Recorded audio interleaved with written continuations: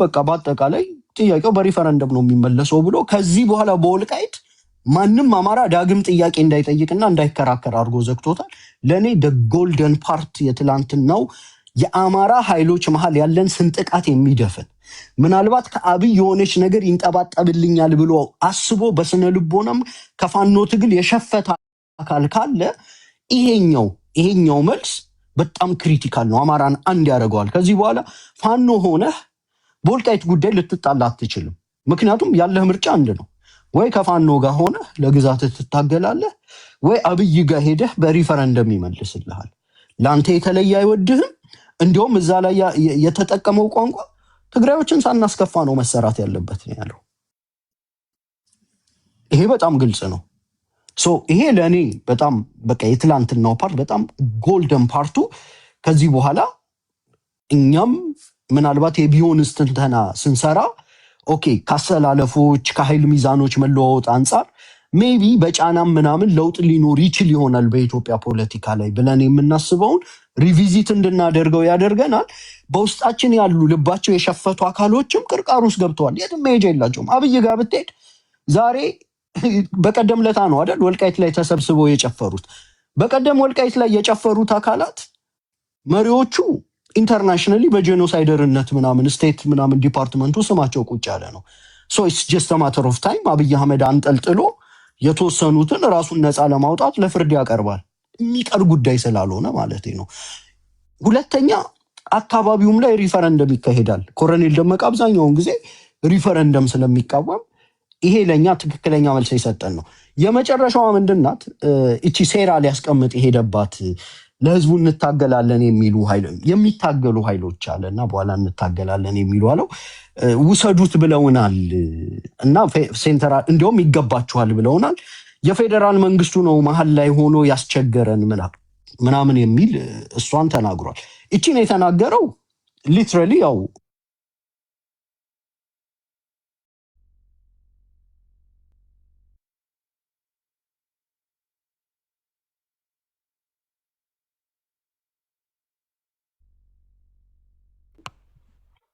ምናምን ነው አይደል? ሴራ ነው። የአማራውን ኃይል ለሁለት ለመክፈል ነው።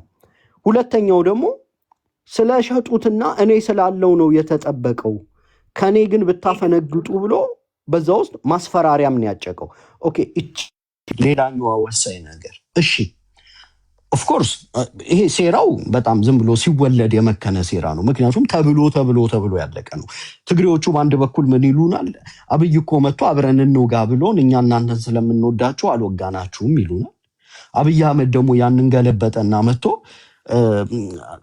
ራሳቸው ለህዝቡ የሚታገሉት እኮ መሬቱን ሸጠውታል፣ ትግሬዎቹም እንዲህ እያሉኝ ነው ምናምን ብሎ የስነ ልቦና ስንጥቃት ሊያመጣ ነው የሞከረው አይደል? ኦኬ for argument's sake let's just say የሚታገሉት ኃይሎች ይሄን ያህል እንዝላል ሆነዋል እንበል። for argument's sake ማለት ነው። አንተ እንዴት ነው የምትጠብቅላቸው? የሚታገሉ ኃይሎች ለጉዳዩ ቦታ ካልሰጡ አንተ በደምህ በላብህ በህጋዊ ማዕቀፍ ወደ አማሮች ታስገባላቸዋለህ አይደል? ወልቃይትን አብይ ለአማራ ጠበቀ የሚባለው በህግ ማዕቀፍ ውስጥ ወልቃይትን አብይ ለአማራ ሲሰጥ ነው። በህግ ራሱ ተናግሯል። በህግ አልመለስንም እንጂ ወልቃይት መመላለስ ይቻላል ብሏል። ያ ማለት ምን ማለት ነው? የሰላም ጊዜ እስኪመጣና በህግ ነገሮች እስኪቋጩ ድረስ በሪፈረንደም ማለት ነው ወልቃይት ላይ ሰው መመላለስ ይችላል ማለት ከርስህን ልትሞላ ትችላለህ። ለጊዜው የኢኮኖሚ ኢምፓየር ተጠቃሚ ልትሆን ትችላለህ። የወልቃይት ቀን እያልክ እንደበቀደሙ ደግሰ መብላት ትችላለህ። በሰላም ወጥተህ መግባት ትችላለህ። የተከዜ ዘብ ሚና ግን አሁን ባለው ስትራክቸር ውስጥ የፌዴራል መንግስቱ አካል ሆኖ የሱዳን ኮሪደር ጠባቂ እንጂ የወልቃይት ጠባቂ እንዳልሆነ ነው አስረግጦ ይነገረናል። ተከዜ ዘብ የወልቃይት ጠባቂ ቢሆን ወደ ህጋዊ ማዕቀፍ እየተጠቀለለ ይገባ ነበረ። ተከዜ ዘብ ዓላማው በኢትዮጵያ በኩል በሱዳን ኮሪደር በኩል ወያኔዎች የፖለቲካ ብልጫ እንዳይወስዱ የተቀመጠ ኃይል እንጂ ወልቃይትን ሊጠብቅ የተቀመጠ ኃይል አይደለም። በዚህ ጋር መደምደሚያው ምንድን ነው? እነዚህ አሁን ለአማራ የሚታገሉ ኃይሎች መሬቱን እንዳልከው በእንዝላልነት መስጠት ቢፈልጉ እንኳን አንተ እንዴት ነው ጠብቀህ ያቆያቸው? ሎቢ ስታደርግ ከኔ ጋር ቆሙ ነው አይደል ስቴትመንቱ። ከአንተ ጋር እንዲቆሙ አንተ ምን የተለየ ነገር ይዘህላቸው መታል ስትለው ሪፈረንደም ነው ያለው። ኦኬ ፋኖቹም እንዝላል ሆነው ማክሲማም ሊሆን የሚችለው ትግሬዎች ገብተው ከዛ ነገ የሰላም ቀን ምናምን ሲመጣ ሪፈረንደም ነው የሚካሄደው። አብይም አሁን ባለበት የተከዜ ዘብም አቋቁመህ መከላከያም ለራሱ ጉዳይ እዛ ጋር ተቀምጦ ሪፈረንደም ነው የሚካሄደው። ስለዚህ እንደ አማራ ኦኬ አንተ ወስደህ ኮሎኔል ደመቀና እሸተ ደምለውን አንጠልጥለህ ሄጋ አቅርበህ ሪፈረንደም ይካሄዳል ካልከኝ አሁን ያለው የአማራ ኃይል ጋር ቆሜ በጉልበቴ አስከብራለሁ ለአንተም ችግር እፈጥርብሃለሁ ወደሚል የፖለቲካ አቋም ነው የሚመጣው እንጂ ለሪፈረንደም ፓኬጅ ብሎ ከአብይ ጋር የሚቆም አማራ የለም። እና በአጭሩ ስደመድመው ምንድነው ሰሌዳ አንደኛ ሰውየው አትራክቲቭ ፓኬጅ ይዞ አልመጣም። ሁለተኛ ሴራ እንኳን ቢያስብ ነጥብ ጥሎ ነው የወረደው። ለምሳሌ እኔ እሱን ብሆን ወልቃይትን በሪፈረንደም እንደምመልስ አልናገርም። እንዲያውም ኦፕን እንዲሆን የሆነ ነው ሳይኮሎጂካሊ ለትርጉም አሻሚ የሆኑ ተርሞችን ተጠቅሜ ነው የምወርደው። ለምሳሌ የወልቃይት ጉዳይ ወልቃይት እንደሚታወቀው የአማራ ርስት ነው ምናምን ነው፣ ግን ሀገር ካለችበት ጦርነት አንጻር በህጋዊ ሁኔታ አልተቋጨ ይሆናል እንጂ እንደምታውቀው አማርኛው ምንትን ነው ኦፍኮርስ የትግራይም ጎረቤት ነው ብለህ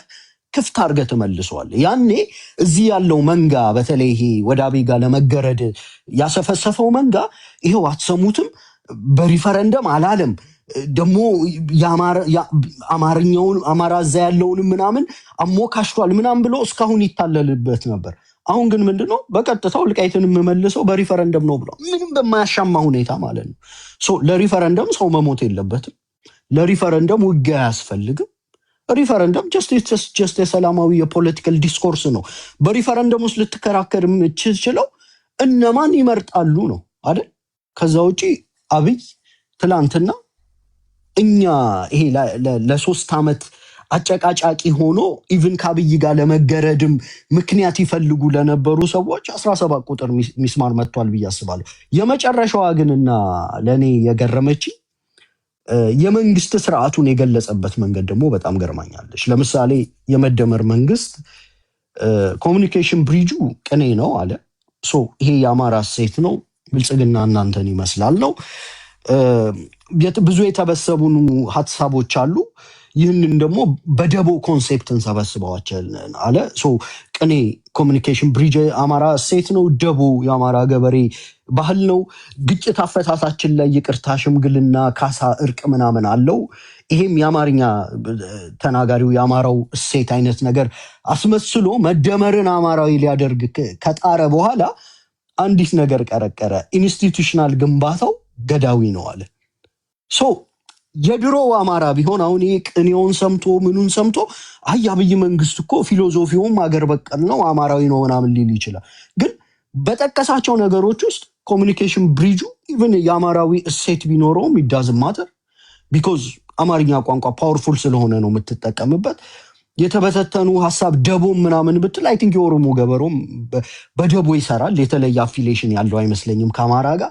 ግጭትና ሽምግልና ምናምንም አይ ቲንክ ሌላውም ጋር ያለ ነው።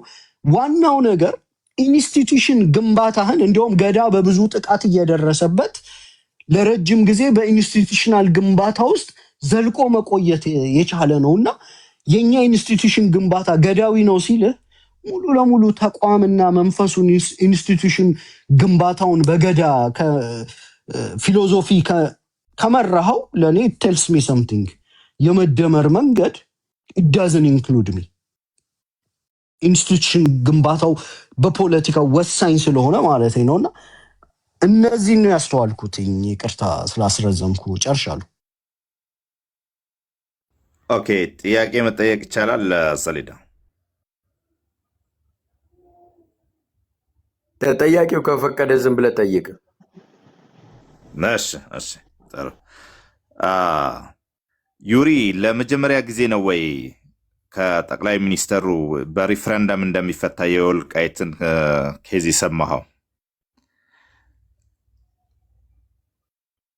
ሌላው ጥያቄ ደግሞ የአማራ ኃይል ወልቃይትን አሳልፎ ይሰጣል የሚለው ነገር ላይ ከአዲስ ታይምስ ጋር ልትግባቡ አልቻላችሁም እና በስተመጨረሻ ተግባብታችኋል? ስላላየው ነው እየደጋገማችሁ ስታስደምጡት ነበረና አማርኛ መረዳት አቅቶት ስላየሁኝ በስተመጨረሻ አሳምነዋል የሚለውን ነው።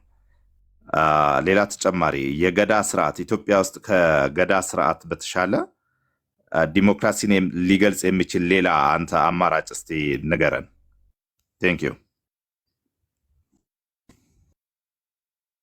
ይህ እኮ በጣም ቀላል ነው፣ አጫጭር ነው መልሱ። አንደኛ ስለ ሪፈረንደም ሲያወራ የመጀመሪያው አይደለም። ሪፈረንደምም ስለማንቀበል ነው አንደኛው ወደ ትግል የገባ ነው።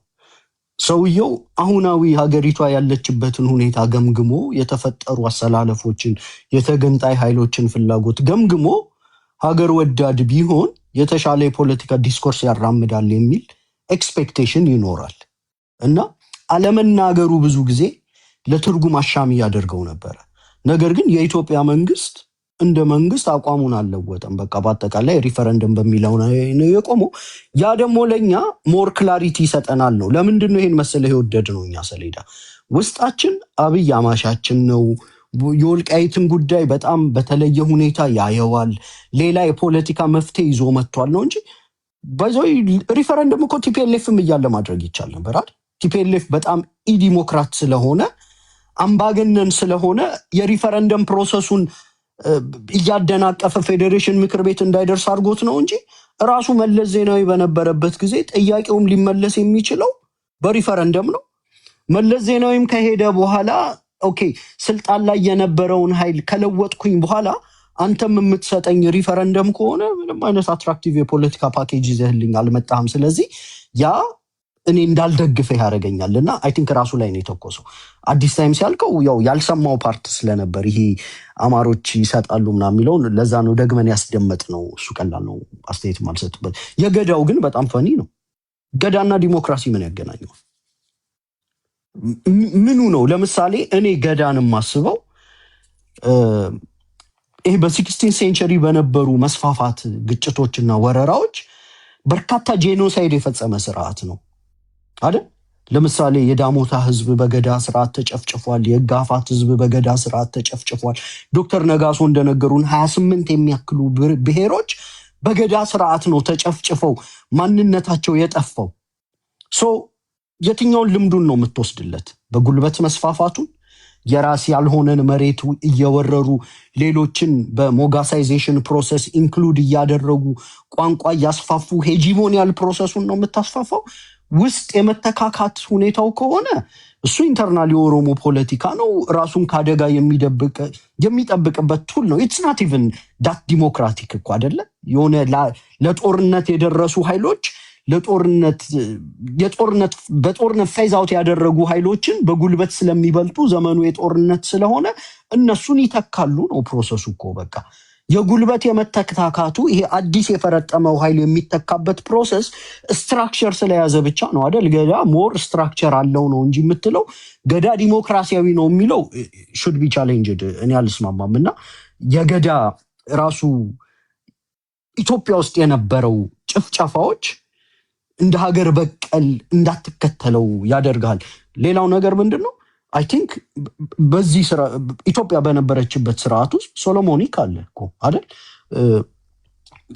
ፍትሐ ብሔርና የንጉስ አሿሿምን ለይቶ እንዲሁም እነ ሉዶልፍ ሲጽፉ ምንድን ነው የሚሉት?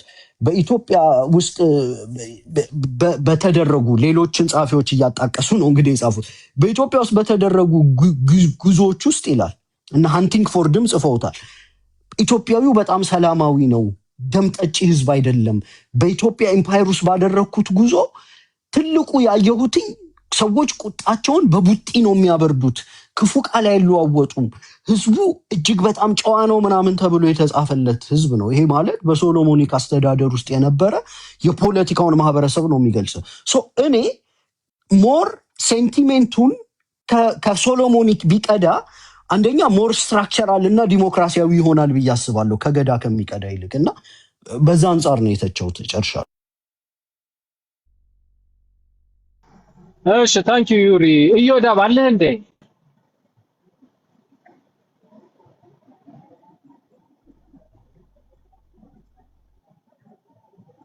ኦኬ እዮዳብ የለም። ኦማር ዩሪ ባለው ላይ የምትጨምረው ነገር አለ አንተ ወይ የምትቀንሰው አለ? አንድ ነጥብ አለ። አክቹዋሊ አሁን ዩሪ ፕሮፖዝ የሚያደርገው የፖለቲካል መፍትሄ ነው የሚለው ዋናው እንግዲህ እንትኑ ክርክሩ ወልቃይት ጠገዴ ነው። የታሪክ ላይ ዩሪ ከዛም በላይ ስተሰርቷል አምሹር ተከታትለዋል። አብይ ግን የታሪክ ጉዳይ ብዙ አካደሚክ ነው፣ ፕራክቲካል እንትን ለምሳሌ ሶስቱን እሱ እኮ ኦሮሞ ነው ያለው። በካፋን ኦሮሞን ከየት እንዳመጣው ምችም የተለየ መጽሐፍ ሊኖረው ይገባል።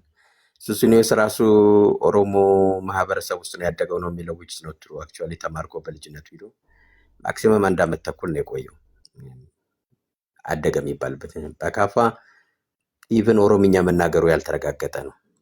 ይዋስ ኦኬ ነው ግማሽ ኦሮሞ ነው በእናቱ በኩል። ግን አሁን ይሄ ብዙም ለውጥ አያመጣም ዝም ብሎ ለአካደሚክ ዲስከሽን ካልሆነ። ግን አንተ ካልከው ላይ በፌዴሬሽን ምክር ቤት ይሄ የወልቃይት ጠገዴም የራያም ጉዳይ በሙሉ በሬፈረንደም ነው የሚፈታው ብሎ ተወስኗል። እንትን ላይ የእንትን ህጋዊነትን ያጠራጣሪ ነው እንጂ ለእኔ የፕሪቶሪያ አግሪመንት ያው ሳማው በህገ መንግስቱ ይፈታል ነው የሚለው። ህገ መንግስቱ ከሬፈረንዴሽን የትኛውም ህገ መንግስት ከሬፈረንደሞች ሌላ ምንም ማሰብ ሊያመጣ ይችላል። የፖለቲካል ውሳኔ ያልከው ነው መጀመሪያ አብይ ከዚህ ሊያፈነግጥ ይችላል ብዬ አላምንም። ምን ያው ካፈነገጠ ከመንግስት ፖሊሲ ሊያፈነግጥ ነው።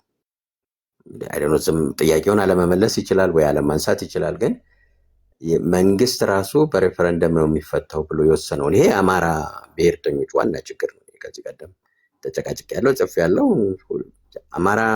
የአማራ ብሔርተኞች ሁልጊዜ በርበሬ ማነው ሰርገኛ መጣ በርበሬ ቀንጥሱ ነው ችግሩ ፈቶ ሲመጣ ነው የሚወያዩት። ቀደም ብሎ ስትራቴጂ መያዘች ጎንደር ጎተኛ ጎንደሮች ቤት ገብቻ ወርደውኛል። እኔ እንደዚህ ብዬ about a year or some months ago ሰው ነገሩ የወሰን መሆን አለበት። የወሰንን ካጣን ሬፈረንደም እንዴት ነው መሆን ያለበት? ሬፈረንደም ከሆነ ኢፌክቱ ምንድነው? አሁን መነጋገር ያለብን ሆነስትሊ ሬፈረንደም ውስጥ ያሉ ጥያቄዎችን ነው። ምን ጥያቄዎች ናቸው ሬፈረንደሙ የሚያካሂድ? ይሄን ማለት አይደለም አሁን ክርክሩ። ሶ ሬፈረንደምን ሪጀክት የምናደርግበት አትሊስት አብይ ሪጀክት የሚያደርግበት ምንም መንገድ ሊኖረው አይችልም። መንግስቱ ራሱ የወሰነው ነው። ግን ኢኔኒ ኬዝ አሁን አንተ ፕሮፖዝ ያደረከዋለ ባይ ሳም ካይንድ ኦፍ ፖለቲካል አክሽን መፈታት አለበት በአንድ ፖለቲካል ውሳኔ። ይሄ ፖለቲካል ውሳኔ የምትለው ራሱ ሬፈረንደም አይደለም። ሌላ ምን ልታረግ ትችላለህ? ኢቭን የአማራውን ኢንተረስት አይጎዳም ወይ? ፖለቲካል ውሳኔ ማለት ድርድር ከሆነ እኔ 100% መውሰድ የምችለውን በሬፈረንደም ለምን ብዬ ነው ተደራድሬ 1 ስኩዌር ሜትር ብትሆን የምሰጠው መሬቱ አንድ ማንነቴን አዝወን ሶ እዛ ላይ አሁን በደንብ አይደለም አንተ የምትለውን መስማት ፈልጋለሁ። ግን በደንብ ሊታሰብበት ይገባል። ሌላ የቁጥሩ ጉዳይ ያልከው ነው እንትን አይደለም ሆነ ማንም ክሌም ሲያደርግ ይሄን ያክል ሰው ተፈናቀለብኝ ምናምን ብሎ ያስመዘግባል። የሱ ሪፖርት ነው እንጂ አክቹአሊ እንደዛ ዩናይትድ ኔሽን የቆጠረው አለ በአንድ ወቅት ላይ ይሄ መጀመሪያ ወያኔ ሊይዘው አካባቢ የነበረ ቁጥር አለ። መጨረሻ ላይ እንኳን ራሱ የቆጠረው ቁጥር አለ። ይሄ ነው አንዱም አሁን ሬፈረንደም የሚሆን ከሆነ ምንድን ነው የሚሆነው? ማን ነው ቮት የሚያደርገው? በምን ላይ ነው? የአማራ ብሔርተኛ አክቹአሊ መስራት የሚገባው በዚህ ነጥቦች ናቸው። ግን እነዚህ ነጥቦችም ያኔ አፍጣው ሲመጡ ነው የሚነሱት እንጂ ዛሬ አይፈለግም። ዝግጅትም የለም፣ አንድነትም የለም። እሱን ኪሳራውን መክፈል ነው። ግን ወደ ነጥቡ ልምጣና በፖለቲካል አክሽን ምንድነው በፖለቲካ ውሳኔ የምትለው ምንድነው? እሱ ነገር ከሬፈረንደም ውጭ ሌላ ምን አለ? እሱን ልጠይቅ ነው። ታንኪዩ ኦማር። እዚህቸው ላይ አንተም ድንገት ፑሽባክ እንድታረግ ለምሳሌ የትላንትናውን ንግግር እንደ ሎቢንግ ብናየው ሎቢንግ አብይ አትውኝ ከኔ ጋር ቆሙ ነው አይደል? ኦብጀክቲቭ ነው እናውቃለን። በቃ ሰውየው ከኤርትራ ጋር የሚያደርገው ጦርነት አለ፣ ከትግሬዎች ጋር ኮንፍሮንቴሽን ውስጥ ገብቷል። ስለዚህ የአማራውን ኃይል ሎቢ ያደረገ ነው። ኦኬ ባልወጋው ሪፈረንደም ነው የሚሰጠኝ፣ ብወጋውም ሪፈረንደም ነው የማገኘው። ስለዚህ ጦርነት የምናደርገውን የህልውና ትግል እንድናቆምም የሚያደርግ አንድ ነገር አልተናገረም ነው። አንደኛው አማራው እኔ አሁን ባይምሮ እንዲያዝ የምፈልገው ተዋክተንም ስንጨርስ መጨረሻ እኛ በምንፈልገው መልኩ ነገሮች ካልሄዱ ሪፈረንደም ነው የሚካሄደው። አሁንም ደግሞ ጥያቄዎቻችንን አቁመን ሰሚሽን በለው ሰሚት ብናደርግ ሪፈረንደም ነው የሚካሄደው። ፖለቲካሊ አማላይ ነገር የለውም። እኔ እሱን ብሆን የተሻለ ነገር ይዤ መምጣት እችላለሁ። ቅድም እንዳልኩት ተገንጣይ ኃይሎችን ሴንትራል መንግስት ሳቦታጅ ማድረግ አለበት። እኔ ሲምፕል ሎጂክ እኮ ነው። አንድ በሆነ ነገር መሬት አካትቼ ይገነጠላለሁ የሚል የፖለቲካ አካል ካለ ያንን አካል ሳቦታጅ ስታደርግ ህግ አይደለም የምትጠቀመው፣ መንግስት አይደለ እንዴ? የሀገሩ አንድነት የሚያስጨንቅህ ከሆነ አንድ የግዛት ጥያቄ በተገንጣይና በማይገነጠሉ ኃይሎች እኩል የሚጠየቅ ከሆነ አንደኛ የተገንጣይ ኃይሉን ሳቦታጅ አድርገህ እንዳይገነጠል ለማድረግ ወደፊት እኮ የተሻለ የፖለቲካ መፍትሄ ልትሰጠው ትችላለህ። ኢቭን ኤትኒክ ፌዴራሊዝሙን እኮ ምናምን እንትን ብለህ ሌላም እኮ የአስተዳደር መዋቅር ልትከተል ትችላለህ። ለጊዜው ግን ተገንጣይ ኃይሎች እንዳይገነጠሉ ለማድረግ ሳቦታጅ ነው የምታደርጋቸው። ከሳቦታጁ አንዱ ወልቃይትን ለአማሮች መስጠት ነው። የቆዳ ግዛቱ እየጠበበ ሲመጣ አይ ቲንክ የመገንጠል ፍላጎትም እያነሰ ይመጣል። ዩኒቨርሲቲ ሪሌትድ ነው አይደል? በሰፋህ ቁጥር ሞር ኦቶኖመስ እና ወይ ኮንፌዴሬሽን ወይ ተገንጣይ መሆን ትፈልጋለህ።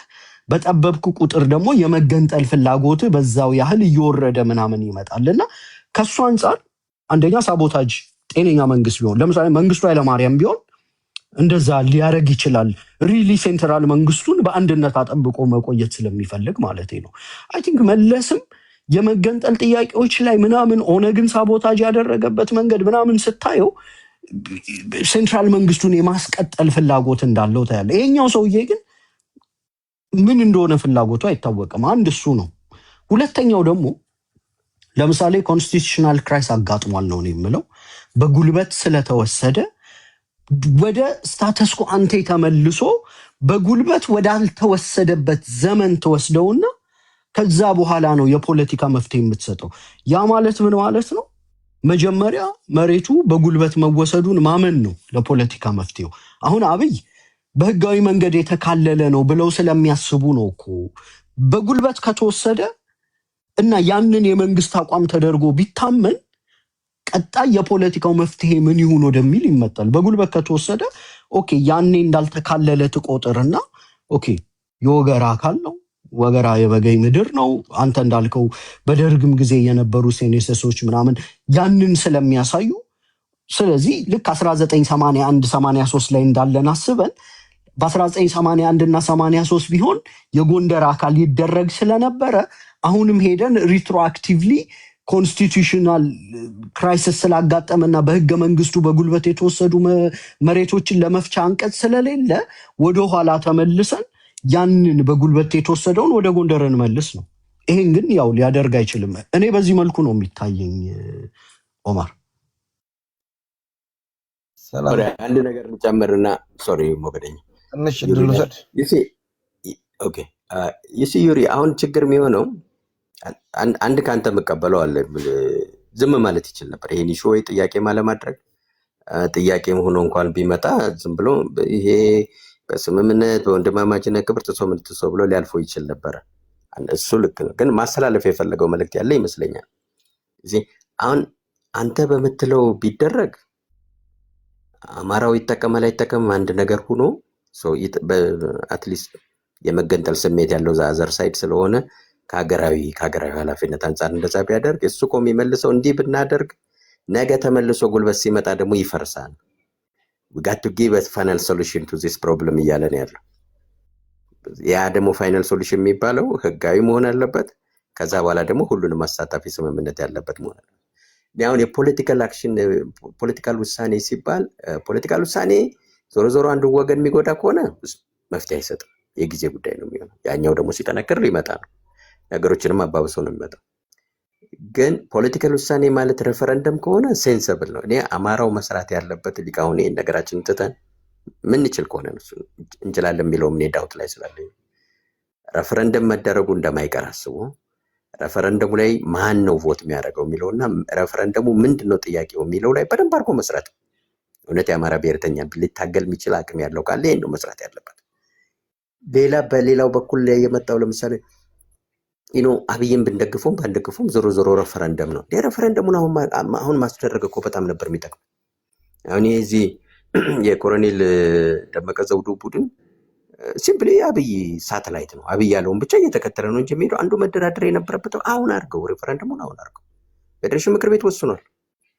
አንተ ራስህ እዛ ተስማምተው መጥተዋል። እነሱ ራሳቸው በፕሪቶሪያ ተስማምተው መጥተዋል።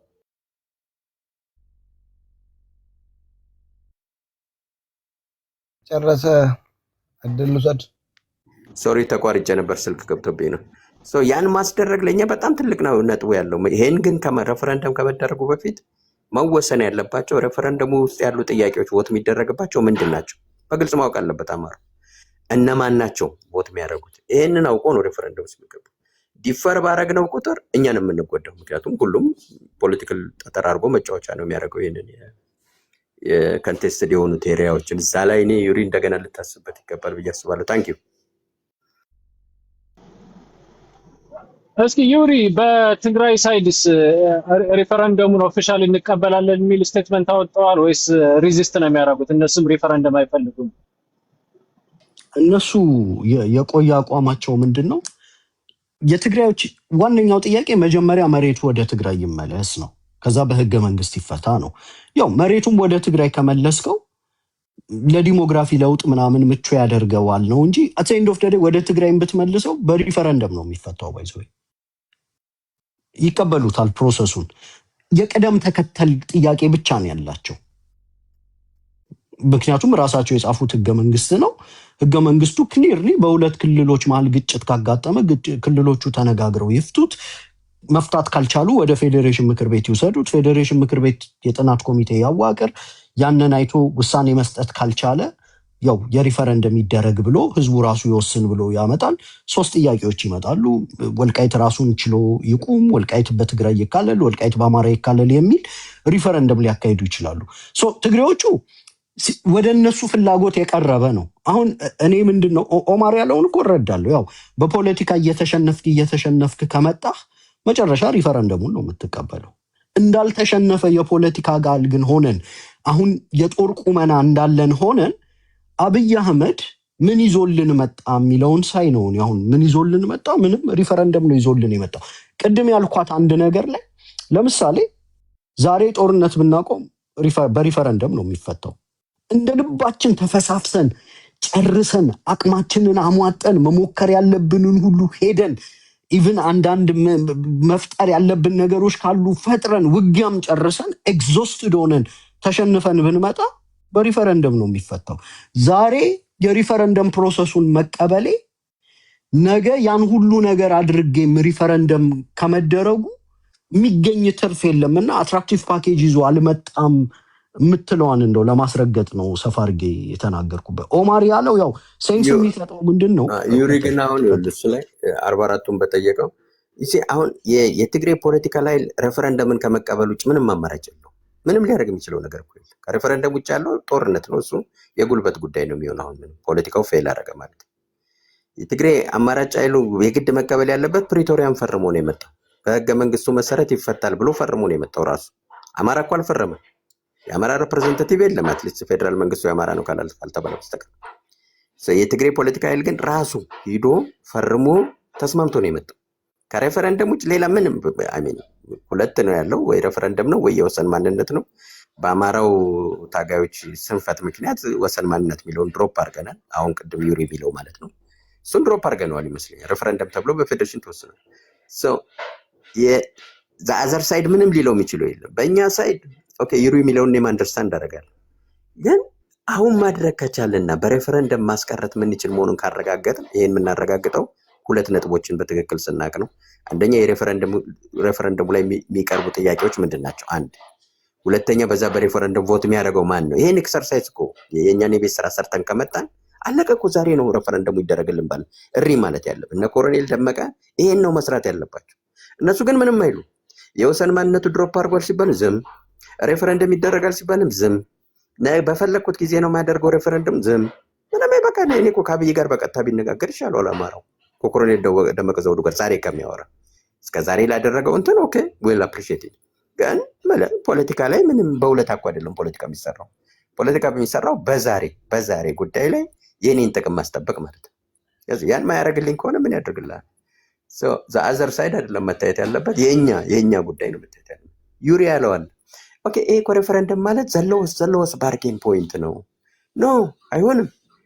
ያን ሁሉ ተዋግቼ ያን ሁሉ ሰው ንብረት ምን ጨርሼ ፋይናሊ ማገኘው ሬፈረንደም መሆኑን ካየው አሁንም እኮ ማድረግ ያለብኝ ይህንኑ ሰውንም ሳላስጨርስ ንብረት ሳላጠፋ ኮስትን በችለው ያክል በቀነሰ ሁኔታ ማግኘት የሚገባኝ እውነቱን ለመናገር አሁን ዩሪ የሚለው ፖለቲካሊ ስለሚገባኝ ነው እንጂ ሲሪየስሊ ኮመንት እናድርግ ብንል ብታሸንፍም ሬፈረንደም ነው የምታደርገው። ሌላ ምን ልታደርግ ትችላለህ? መቼም ክሌም የሚያደርግ ሰው አለ። አንተ ለምሳሌ የአማራ ፋኖ 4 ኪሎ ቢገባና ቢያሸንፍና መንግስቱንም ተቆጣጠረ ብለን ብንወስድ እዛ ላይ ሬፈረንደም ከማድረግ ውጭ ምንም የምታደርገው ነገር የለም። ምክንያቱም የትግራይ ፖለቲካ ላይ ይሄም የኔ መሬት ነው ብሎ ክሌም አድርጓል። ምንድነው የምታደርገው? በጉልበት ይዘህ ነው የምትቀጥለው? ብታሸንፍም እኮ ሬፈረንደም ነው የምታደርገው። የማሸነፍ ጥቅሙ ምንድን ነው? ዊዝ ክላውድ ነው የምታደርገው ያን ሬፈረንደም ዊዝን ዩር ፕራውስ በአንተ ምንድን የሚባለው በአንተ ከባቢ ውስጥ ነው የምታደርገው።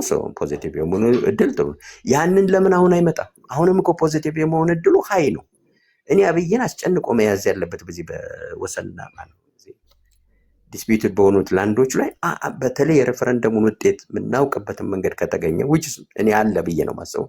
ዩናይትድ ዩኤንዲፒ ያወጣውን የመጨረሻውን የህዝብ ቁጥር ማየት ነው። አማራው እዛ ላይ ኢቭን ባይፋር ማጆሪቲ ነው። የተሰደደው ምን ያለው ከተመለሰ ማለት እንደውም ሌላ ጉዳይ ነው።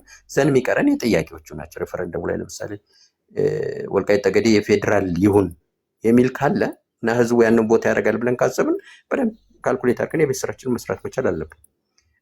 አማራውም ደግሞ እንደዛ ብሎ ከወሰነ መቀበል አለብን። ከወሰኑ ምንድን ችግር? አማራ ናቸው። አማራዎች ከወሰኑ ምን ችግር አለ? ፖለቲካሊ ግን የኛ ስራ መሰራት ያለበታል።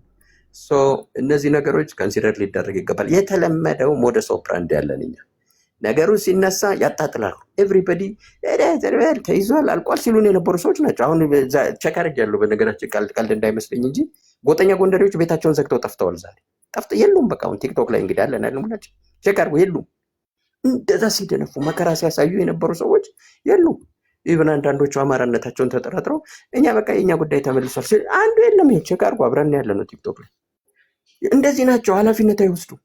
እኔን ግን ከቤታቸው አስወርዶኛ 2-3 ጊዜ ሰድቦኛ 1 ዓመት ከምናምን በፊት ይሄ ነገር የወሰን ፖይንትን ድሮፕ አደረግን። ልክ አይደለም። በወሰን ነው መፈታት ያለበት። በወሰን ከሆነ የህግ ጥያቄ ነው። ምንም ክርክር የለውም። የአማራ ነው የሚሆነው። ህጉ ነው የሚለው ነው ያለው። ሬፈረንደም ከሆነ መቼም እንደ ድምፅ ሰጪው ውጤቱን አታውቁት። ሲሳደቡ ነበር። ዛሬ የሉ። ገና አብይ አንድ ጥይት ተኮሰ ብለው ጠፉ። አሁንም ምን አብይ የተናገረው ክፉ ነው ባይና ክፉ ነው ብዬ ማንም ኢትስ ላይክ ሎስ ኤንድ ሎስ ነው ብዬ አላስብም። ስቲል እኛ ሳይድ አለ፣ እኛ ምን ዊኒንግ ሳይድ አለ። ያንንም ግን በደንብ ስራ ከተሰራበት ነው። እኔ ዩሪ እንደገና ልታስብበት እንደገና እንትን ልትለው። ምክንያቱም ሁልጊዜ ፖለቲካ የምትችለውን ያክል የማሸነፍ ጉዳይ ነው። አሁን የምትችለውን ያክል የሚያሸንፍህ ከባቢ ካለ ከባቢ ሁኔታዎች ካሉ ገና የዛሬ ስንት ዓመት ዋቴቨር ዊዝ ኤክስቴንሽን ልታገኘው የምችለው ከዚህ ያነሰ እንኳን ቢሆን ማነው ከዚህ የበለጠ እንኳን ቢሆን ማሪጂናል ነው የሚሆነው ውጤቱ አይደል? ስለዚህ አሁንም መውሰድ ነው የሚሻለው። ወስደ ማስተካከል እኮ ነው የሚሻለው።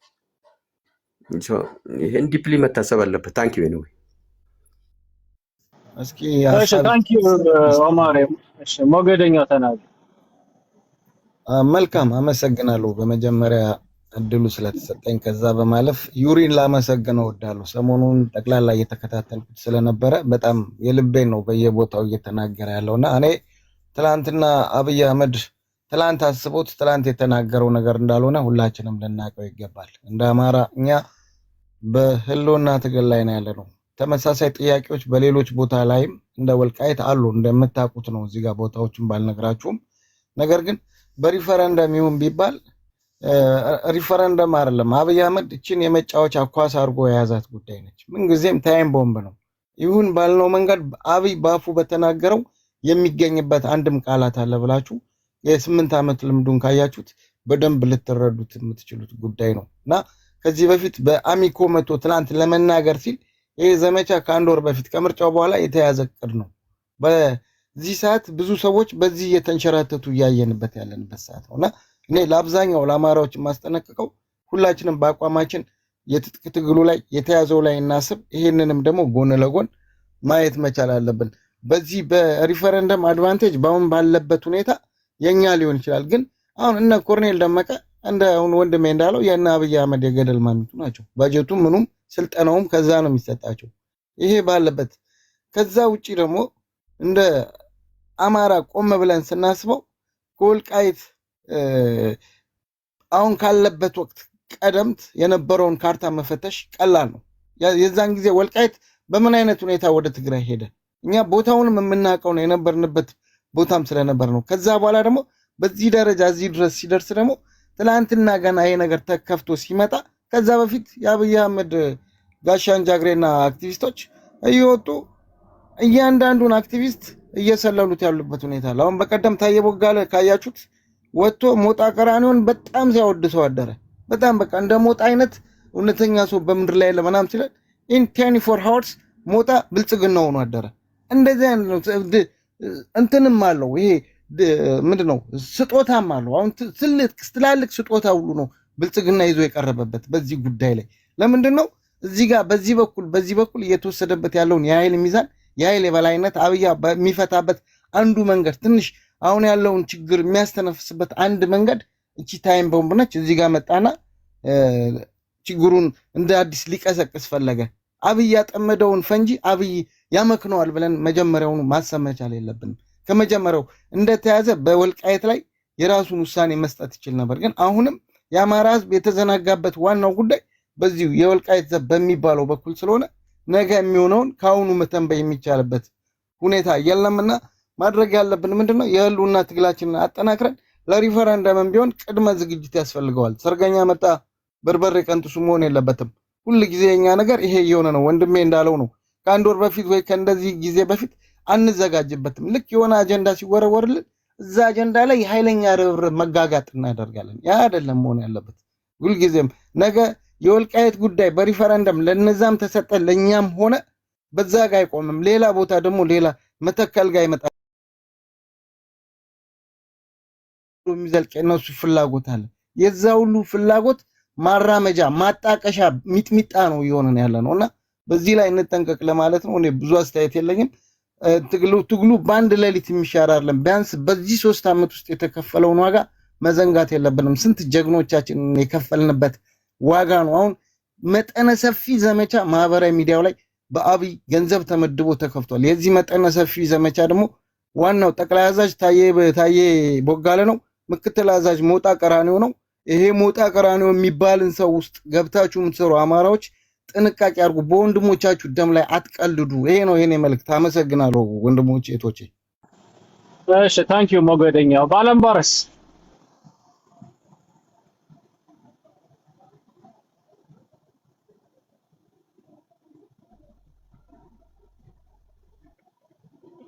አለ ባለምባረስ ታዲዮስ ታንቱ ባለምባረስ መስሎኝ ነበር። አይደለም መሰለኝ። ኦኬ ሳርዲዳ የምትለው ነገር አለ? አዎ አንድ ነገር ልበል። እኔ የዚህ የወልቃይት ጉዳይ አንደኛ ሲጀመር ለመጀመሪያ ጊዜ አይደለም በጠቅላይ ሚኒስተሩ የተነገረው፣ በተደጋጋሚ ተነግሯል። እነ ዩሪ ምን ሰርፕራይዝ እንዳደረጋቸው አላውቅም። በአዲስ መልክ የመጣ አዲስ ቃል የተሰማ አድርገው ነው እየገለጹት ሰማሁት። ሳርዲዳ ሰርፕራይዝ ያደረገው ዩሪን እንግዲህ ከተናገረው ቅድም አማርኛ ይከብዳል ስትለው ነበር። አይ ቲንክ አማርኛው ከብዶሃል መሰለኝ። አንተ ግልጽ አልሆነልህም። ዩሪ ያለ ያለው እኮ የፌደራል መንግስቱ ቤዚክሊ ራሱን ለመሸጥ ነው የመጣው አይደለ? ለአማራ ማህበረሰብ እኔ ነኝ ሐሳቢ፣ እነዚህ ላንተ ታገላለሁ የሚሉ ኃይሎች ጥቅምህን አሳልፈው ሊሸጡ ሲል እኔ ነኝ ጋሻና መከታውኝ ያስቆምኩልህ ነው የሚለው አይደለ? ሳርዲዳ እንደዛ ብሎ ነው የተናገረው። አዎ ዩሪ ደግሞ ያለው አይደለም ነው። ለምን ብትል የትግራይ ኃይሎች እንደምታውቀው የፌደራል መንግስቱን እንደ መንግስት እንኳን ሪኮግናይዝ አናረግም ብለው ከዛም ባሻገር ደግሞ እንግዲህ ጦርነት ሰብቀው መጣው እስከ ደብረ ብርሃን ድረስ እናፈርሳለን፣ እንደው ፈርጥጠህ ኬንያ ሁሉ ትሄዳለህ፣ መሽረፊት ነህ፣ አትረባም ምናምን ብለው ከፍተኛ የሆነ ርብርብ አድርገው እንግዲህ የአማራ ኃይሎች ደግሞ ከፕራይም ሚኒስተሩ ጋር ወግነው ደማቸውን አፍስሰው ከባድ ዋጋ ከፍለው የክልላቸውን ኢኮኖሚ አውድመው የሱን ስርዓት እንዲጸና ካረጉ በኋላ ፕራይም ሚኒስተሩ ዛሬ መጥቶ አይ እናንተንም ትግራዮችንም እኮ በኩል አይን ነው ማያችሁ፣ በኩል መነጽር ነው መመዝናችሁ፣ በኩል ሚዛን ነው መመዝናችሁ ብሎ ከተናገረ ለአማራ ያረገው ይሄ ፕራይም ሚኒስተር ምንድነው? እኛ እኮ የጠበቅነው ኦኬ ለፕራይም ሚኒስተሩ ዋጋ ከፍለናለኝ። ትግራዮችን ባይዘው የሚመሰክሩት ነው። ትዝ ይል እንደሆነ በጦርነቱ ጊዜ 2022 23 24 እኮ አማራ እንደ ህዝብ ነው የሚወቀስበት እኮ ፕራይም ሚኒስተሩን ደግፋቸዋል ነው የነበረው አይደለ? ኦነግ እኛ የሚወቅሰው የነበረ ይሄን መንግስት ባንቀልባ ዝላችሁ 4 ኪሎ አስገብታችሁ እንዲጸና አርጋችሁታል ነበረ። አማራ እንደ ህዝብ ነበር የሚከሱተኝ። ዩሪ ቅድም የጠቀሰውም የጄኖሳይድ ጉዳይ እንግዲህ ኦላ ብልጽግና ምናምን እያሉ ሲከሱ የትግራይ ብሔርተኞች የአማራን ኃይሎች ግን የአማራ ምልሻ የአማራ ልዩ ኃይልን እያሉ ነው ክስ ያስገቡት ማለት ነው። በዚህ ያክል ርቀት ነው የአማራ ማህበረሰብ ከመንግስት ጋር ወግናል ተብሎ የተቀጠቀጠው ማለት ነው። ሶ ትግሉን ያጸናለት ስልጣኑን ያጸናለት ማህበረሰብ እና መጥቶ ከጀርባ የወጋው ማህበረሰብ በኩል አይን ነው ማየው። ምንም ችግር የለብኝም እንደው ለትግራዮች ሁሉ ማን ይዘንላቸው እያለ እኮ ነው ፕራይም ሚኒስተሩ። ሶ ያጠፋንና ያላጠፋን በኩል አይን ነው ማየው የሚል መንግስት ነው ዛሬ 4 ኪሎ ያለው ማለት ነው። ሶ ከዛ አንፃር ለአማራ ህዝብ ምንድነው ይዞ የመጣው ነው እያለ ያለው ዩሪ አረ ነው በደንብ አርቲኩሌት ካረኩት ዩሪ አንተ መናገር ይፈልጋል። ልክ ነህ ሰሌዳ። አንድ በዛው እንድጨምር የምፈልገው ኦማርም እዚህ ላይ ድንገት ሀሳብ ይሰጣል። ያው ሰሌዳ ኢቭን ለሪፈረንደም ፌዴራል መንግስት እኮ አያስፈልግም። ባይ ዘ ወይ የፌዴራል መንግስቱ አቋም ሪፈረንደም ከሆነ አይ ቲንክ የትግሬ ኃይሎችን ማናገር ይሻላል። ሪፈረንደም እናረጋለን፣ እንዴት እናርገው? አሁን የጋራ የህልውና አደጋ አለብን። ስለዚህ መሬቱ ለጊዜው በአማራ አስተዳደር ይቆይና ነገ የስርዓት ሲወለድ እኛም እናንተም በምናምነው መዋቅር አድርገን የሀገር ሽማግሌዎች ከህዝቡ ውስጥ አንጓንጓ ሰዎች ተመርጠው በሚታመን ፌዴራል መንግስት ሪፈረንደም ይካሄዳል ብለው እኮ መስማማት ይችላሉ አይደል? ፌዴራል መንግስቱ አያስፈልግም ለሪፈረንደም አይደል? ሰሌዳ የኔ ምልከታ ነው። ትክክል ይሪ ሰው ምን ትላለህ በዚህ ጉዳይ ሳርዲን? እኔ ስጋትም ሊሆን አይገባም።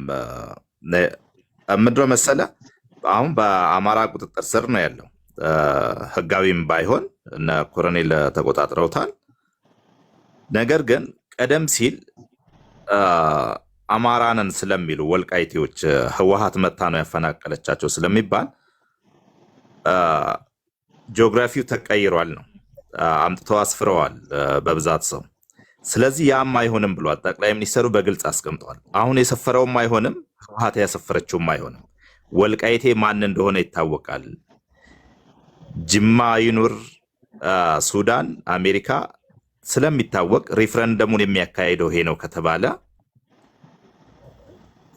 አማራውም ደግሞ ወልቃይቴ አማራ ነኝ ይላል ብሎ የሚያምን ከሆነ ስጋት ሊኖረው አይገባም። በትክክል ሪፍረንደሙ ወደሱ እንደሚያደላ እርግጠኛ ሆኖ ወደ ሪፍረንደም መምጣት ሲገባው አሁን ስጋት ውስጥ መግባቱ ምን እንድጠራጠር አደረገኝ።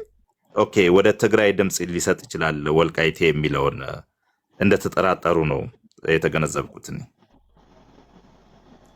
ቴንክ ዩ ሰሌዳ። እሱም ብቻ ነው የተረዳው ሰርዲዳ። አሁን ከነዩሪ ስጋት ስመለከት ነው አይደለም ጥርጣሬ ያለ ማለት ነው። ሰርዲዳ አሁን ለምሳሌ ጽንዶ የሚባል ነገር አለ አይደለ? ይሄ የአማራ ኃይሎች ኦፊሻል ባይሆንም ግን የአማራ ኃይሎች ኤርትራ እና ሱዳን ሆነው ፕራይም ሚኒስተሩ ኦብቪየስሊ የሆነ አደጋ ሊደቅኑብኝ ይችላሉ የሚል ስጋት አለበት አይደለ? ሶ የአማራ ህዝብ አያዋጣህም እነዚህ አካላቶች ጋር መስራት፣ የሚያዋጣህ ከኔ ጋር መስራት ነው፣ እኔ ነኝ ያንተን ኢንተረስት እያስጠበቅኩልህ ያለው የሚል ነገር ነው መሸጥ የፈለገው ፕራይም ሚኒስተሩ። ግን ከዚህ በፊት ለተዋለለት ውለታ እንኳን ውለታን በውለታ የሚመልስ ፕራይም ሚኒስተር አይደለም እያልኩ እኮ ነው። ማለት ትግራይ ወግቶህ እኔ ሳልወጋህ እኔ ከደገፍኩና ትግራይ ደግሞ በሚችለው አቅሙ ተረባርቦ የሱም መንግስት ለማጥፋት የሄደን አካል እንዴት አድርገህ ነው በኩል አይን የምታየው እንዴ? አንድ አካል እኮ ጥፋት ሲያጠፋ እኮ መቀጣት አለበት እንዴ? ምን በፈትፈተና ጉርስ እንደ ሰርዲዳ ምንድነው? እኔም ይሁን ውለታውን እኮ መለሰ።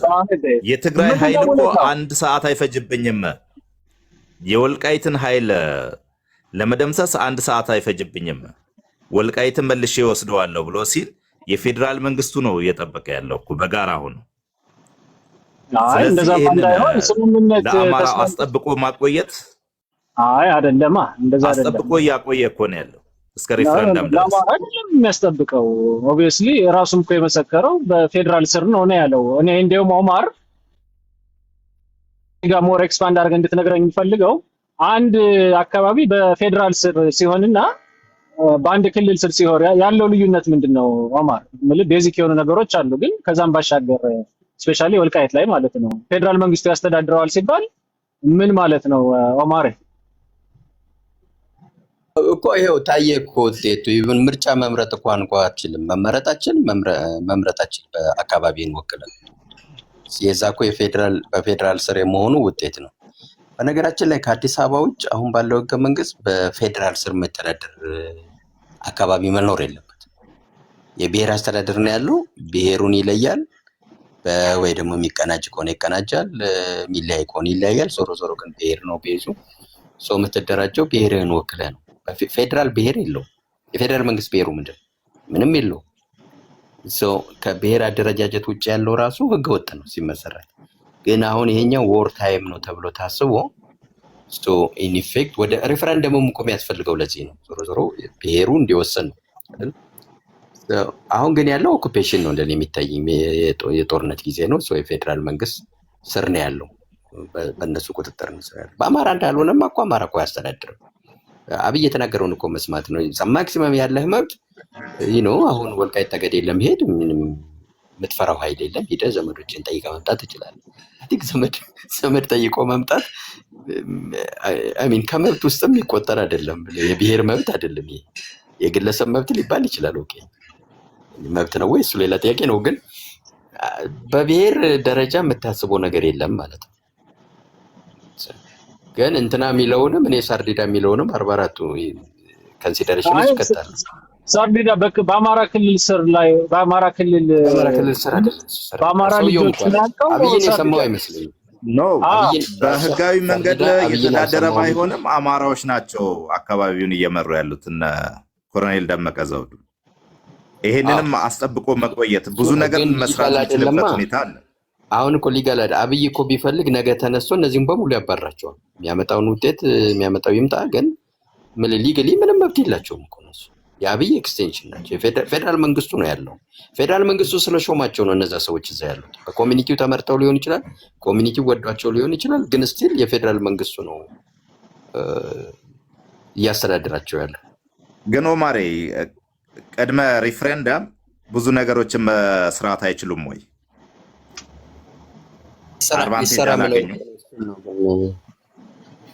አንድ ጊዜ ነው የእንትን ጦርነት የእንትን ጊዜ ይሄ ቢንላደን ይሄ ትዊን ታወርስን እንትን መታ የተባለ ጊዜ አረቦቹ አንድ ያቀረቡት ክርክር ነበረ እና እኛ አይደለንም ይላሉ። ምንድነው እኛ አይደለንም የምትሉት? እናንተ አለመሆናችሁን በምን ይታወቃል ሲል አይ አረብ ተባብሮ አንድ ቁም ነገር ያለው ስራ መስራት ስለማይችል እኛ አይደለም። እውነት እኮ ነው። የአረብ ሊግ እኮ እርስ በርሱ የሚታወቅ ነው። እሺ አማራ ዛሬ ቀጥል እስኪ አትበል።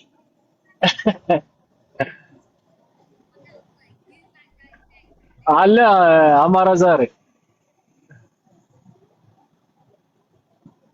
አትሰማም? ስልክ ገባበት መሰለኝ። ስልክ ገባበት።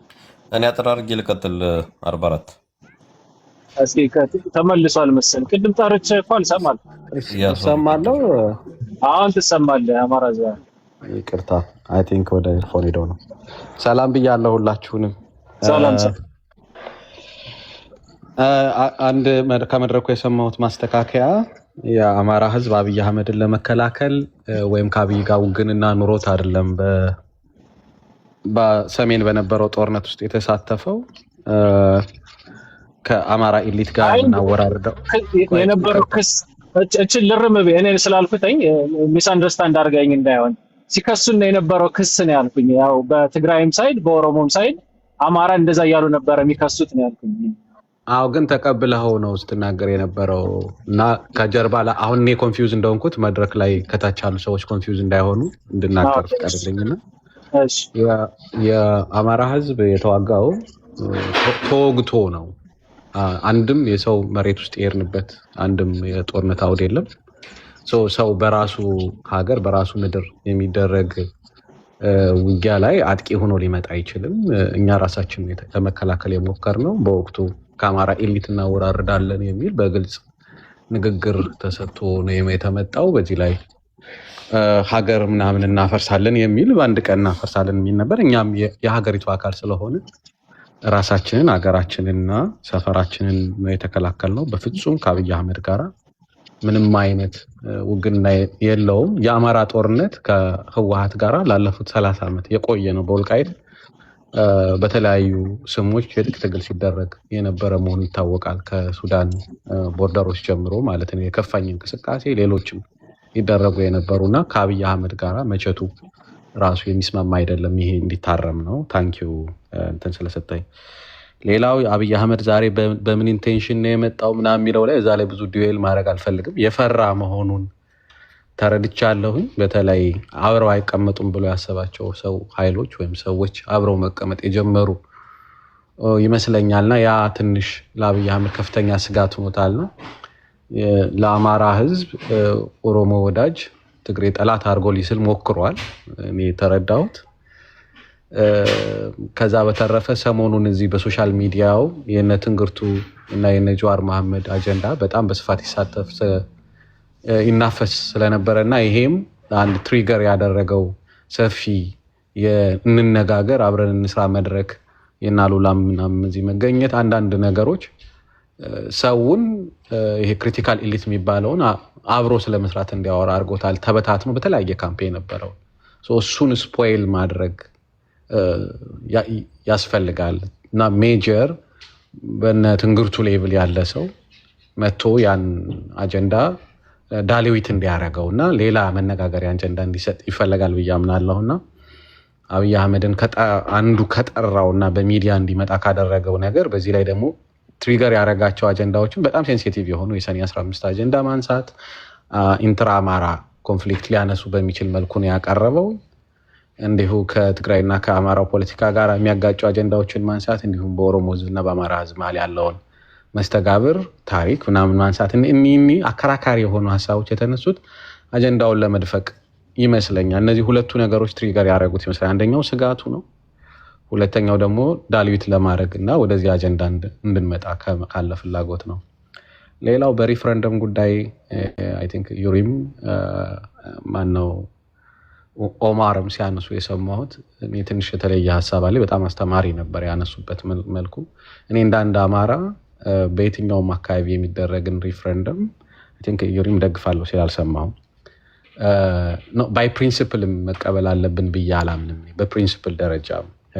ምክንያቱም እኔ የማስበው የሀገሪቱ የመሬት ስሪት በህገ መንግስቱ ያለው የመሬት ስሪት በራሱ ክራይቴሪያው በተለይ የክልል ህገ መንግስቶች መሬትን ወደ አንሲስቶሪያል ላንድ ስለሚወስዱት የአንሲስቶሪያል ላንድ ዴፊኒሽን እና ወይም ኢምፕሊሜንቴሽን እና የሰልፍ አድሚኒስትሬሽን ዴፊኒሽን ወይም ኢምፕሊሜንቴሽን የተለያየ ኮንሰፕት ስለሆነ መሬቱ ሲሰጣቸው አክቹዋሊ ህገ መንግስቱ አንሲስቶሪያል ላንድ መሆኑን የራሳቸውን ይዞታ ይዘው እንደገቡ አድርጎ ስለሚያቀርብ በዛ እንዳንድ አማራ ስለማልስማማ ፐርሰናሊ በሪፍረንደም ውስጥ መሳተፍ ማለት ያንን የህገ መንግስት ማዕቀፍ እንደመቀበል አድርጌ ስለምወስደው የሪፍረንደም እንቅስቃሴዎችን በሙሉ እቃወማለሁ። የሪፍረንደም እንቅስቃሴዎችን የምቃወምበት ቅድም እንዳነሳሁት ምክንያቱም ያኛውን እንድንቀበል ወይም ፕሪሚሲሱን ህገ መንግስቱ የተጻፈበትን ስታትስኮ የመሬት ስሪት ዴፊኒሽን እንድንቀበል ስለሚያስገድድ አንሲስቶሪያል ላንድ ከሆነ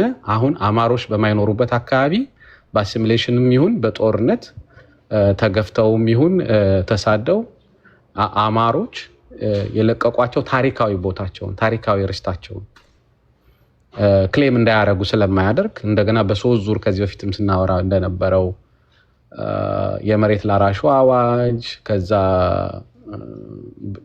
የብሔር ብሔረሰቦች የግሩፕ መብት አዋጅ፣ በእነዚህ በሁለት አዋጆች የአማራው መሬት ቴክኒካሊ የተከፋፈሉ በመሆናቸውና ያ ሪስቶር እስኪሆን ድረስ ወይ የአንሲስቶሪያል ላንድ ብለን ክሌም ካደረግን ቋንቋ ብቻውን መሰረት ሆኖ የስቴት ስትራክቸር ፎርም ለማድረግ በቂ እንትን ነው ብዬ አላምንም፣ ክራይቴሪያ ነው ብዬ አላምንም። ወደ አንሲስቶሪያል ላንድ የምንሄድ ከሆነ ታሪክን፣ አንትሮፖሎጂን፣ ቋንቋን እነዚህን ኮንሲደር ያደረገ ስቴት ስትራክቸር ከመጣና ይሄ የገሌ አንሲስቶሪያል ላንድ ነው ብለን ከተስማማን እኔ አይ ዶንት ማይንድ። ነገር ግን አሁን ባለው ሁኔታ ግን በሸዋ አካባቢ ያለ ጠንካራው የአማራ ርስት የአማራው ላስት ዲፌንስ ላይን የሆነው በተለይ በኦሮሞ ወረራ የተያዘ አካባቢ ነው። እነዚህን ርስቶቻችንን ማጣት ካልፈለግን በስተቀር በሪፍረንደም ፕራክቲስ ውስጥ መግባት አለብን ብዬ አላምንም። እንደተባለው ለሰልፍ አድሚኒስትሬሽን ፐርፐዝ ብቻ ሰርቭ ቢያደርግ ኑሮ የስቴት ስትራክቸሩ አይ ዶንት ማይንድ በሪፍረንደም ውስጥ ብንሰበሰብ፣ ግን እየተባለም ያለው እንደ አጽመ ርስት ኮንሲደር እንዲደረጉ ህገ መንግስቱ ራሳቸውን ችለው ተሰባስበው የመጡ ህዝቦች እንደሆኑ የራሳቸውን ላንድ ይዘው እንደመጡ ነው የቀረበ ስለሆነ ለአማራ ዘላቂ ህልውና ጠቃሚ ነው ብዬ አላምንም። 2 ሄክታር እና ከዛ በላይ አንድ አርሶ አደር ለዛውም የአማራን መሬት በስፋት ይዞ እያረሰ የአማራ ገበሬን በኳርተር ሄክታር የሚወስን የስቴት ስትራክቸርን ተቀብሎ መሄድ የአማራን ህልውና አደጋ ውስጥ መጣል ነው ብዬ ስለማስብ ህገ መንግስቱ እንዲቀየሩ ከምንፈልግበት አንደኛው ሪዝን ርስት ወይም ይሄ ክልሉ የተካለለበት አስተሳሰብ በግልጽ ዲፋይን ሆኖ መምጣት አለበት። ለሰልፍ አድሚኒስትሬሽን ፐርፐስ የተካለለ ነው። ይሄን ዜጎች ሲገነጠሉ ወይም ሴቶች ሲገነጠሉ ይዘውት የሚሄዱ ርስት አይደለም ከተባለ አይ አንደርስታንድ፣ ምንም ችግር የለብኝም።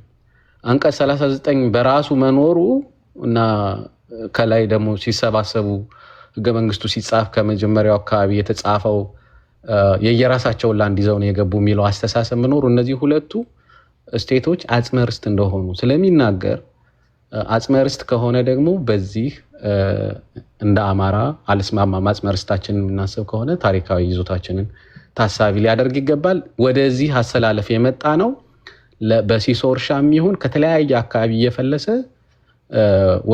እንደምታውቁት የኢትዮጵያ ህዝብኝ በአፄ ምኒልክ ጊዜ 15 ሚሊዮን ነው፣ በአፄ ኃይለ ሥላሴ ጊዜ 23 ሚሊዮን ነው የነበረው። አብዛኛው መሬት የተያዘው በሰፋፊ ጋሻ መሬቶች የማይታረስ ሰፊ መርሻ ነው የነበረው። ሲሶ ልታርስ ስትመጣ ይህን ጫካ ጨፍጭፍና ረስ ነው የሚባለው። ደርግ መጣና የሚያርሰው ሰው መሬት ላራሹ ብሎ እዛው ውሰደው አለው። በዛ ርስት ይኖሩ የነበሩ አማራዎች ሜጆሪቲ ሌቨር ያለባቸው አካባቢ በተለይ ከሳውዝ እና ከሳውዝ ኢስት የሚመጣው የኦሮሞና የአንዳንድ ማህበረሰብ አካል የሆኑት መሬቱ እንዲወርሱ ተደረገ። ኦኬ ኢትዮጵያ አንድ ሀገር ናት ተብሎ እራሳቸው አማሮች ታግለው ነው የሰጡት የባላባት ልጆች። ከዛ በኋላ በግሩፕ ራይት ሰበብ ደግሞ መሬቱን አጽመ ርስት እንዲሆን ተደረገ። የኦሮሞ ነው፣ የትግሬ ነው፣ የሽናሻ ነው፣ የከምባታ ነው ተብሎ ተሰጠ። አሁን እየነገሩን ያሉት በጀዋር መሐመድም ይሁን በብልጽግና በኩል ደግሞ መሬትን የህዝብ ወይም የግለሰቦች ለማድረግ ጥረት እየተደረገ ነው። ኮምፕሊት ሳይክል ነው። ፖለቲካሊ ደግሞ እንደምታውቁት በዚህ በሪፈረንደምም ይሁን በሌላ ሰበብ ዜጎች ተገንጥለው መውጣት የሚችሉበት ስቴቶች ተገንጥለው መውጣት የሚችሉበት ኢንቫይሮንመንት ስላለ አማራ ይሄን ሪፈረንደም ኮንሰፕት እንደገና ማየት ያለበት ይመስለኛል። ተሳስቼ ከሆነ ከወንድሞች ለመማር ዝግጁ ነኝ። እንዳላረዝም ይሄ ይበቃኛል። ይሄ አስተሳሰብ እንዲታይ ስለፈለኩ ነው። አብዛኛው ነገር ስታትስ ኮን ጠብቆ አሁን በተነሳው ነገር ላይ ብዙ እንትን የለኝም። እዚህ ላይ መጨመር የፈለኩት ነገር ስላለ ነው። ታንኪዩ። እሺ ታንኪዩ አማረዘ ባላምባራስ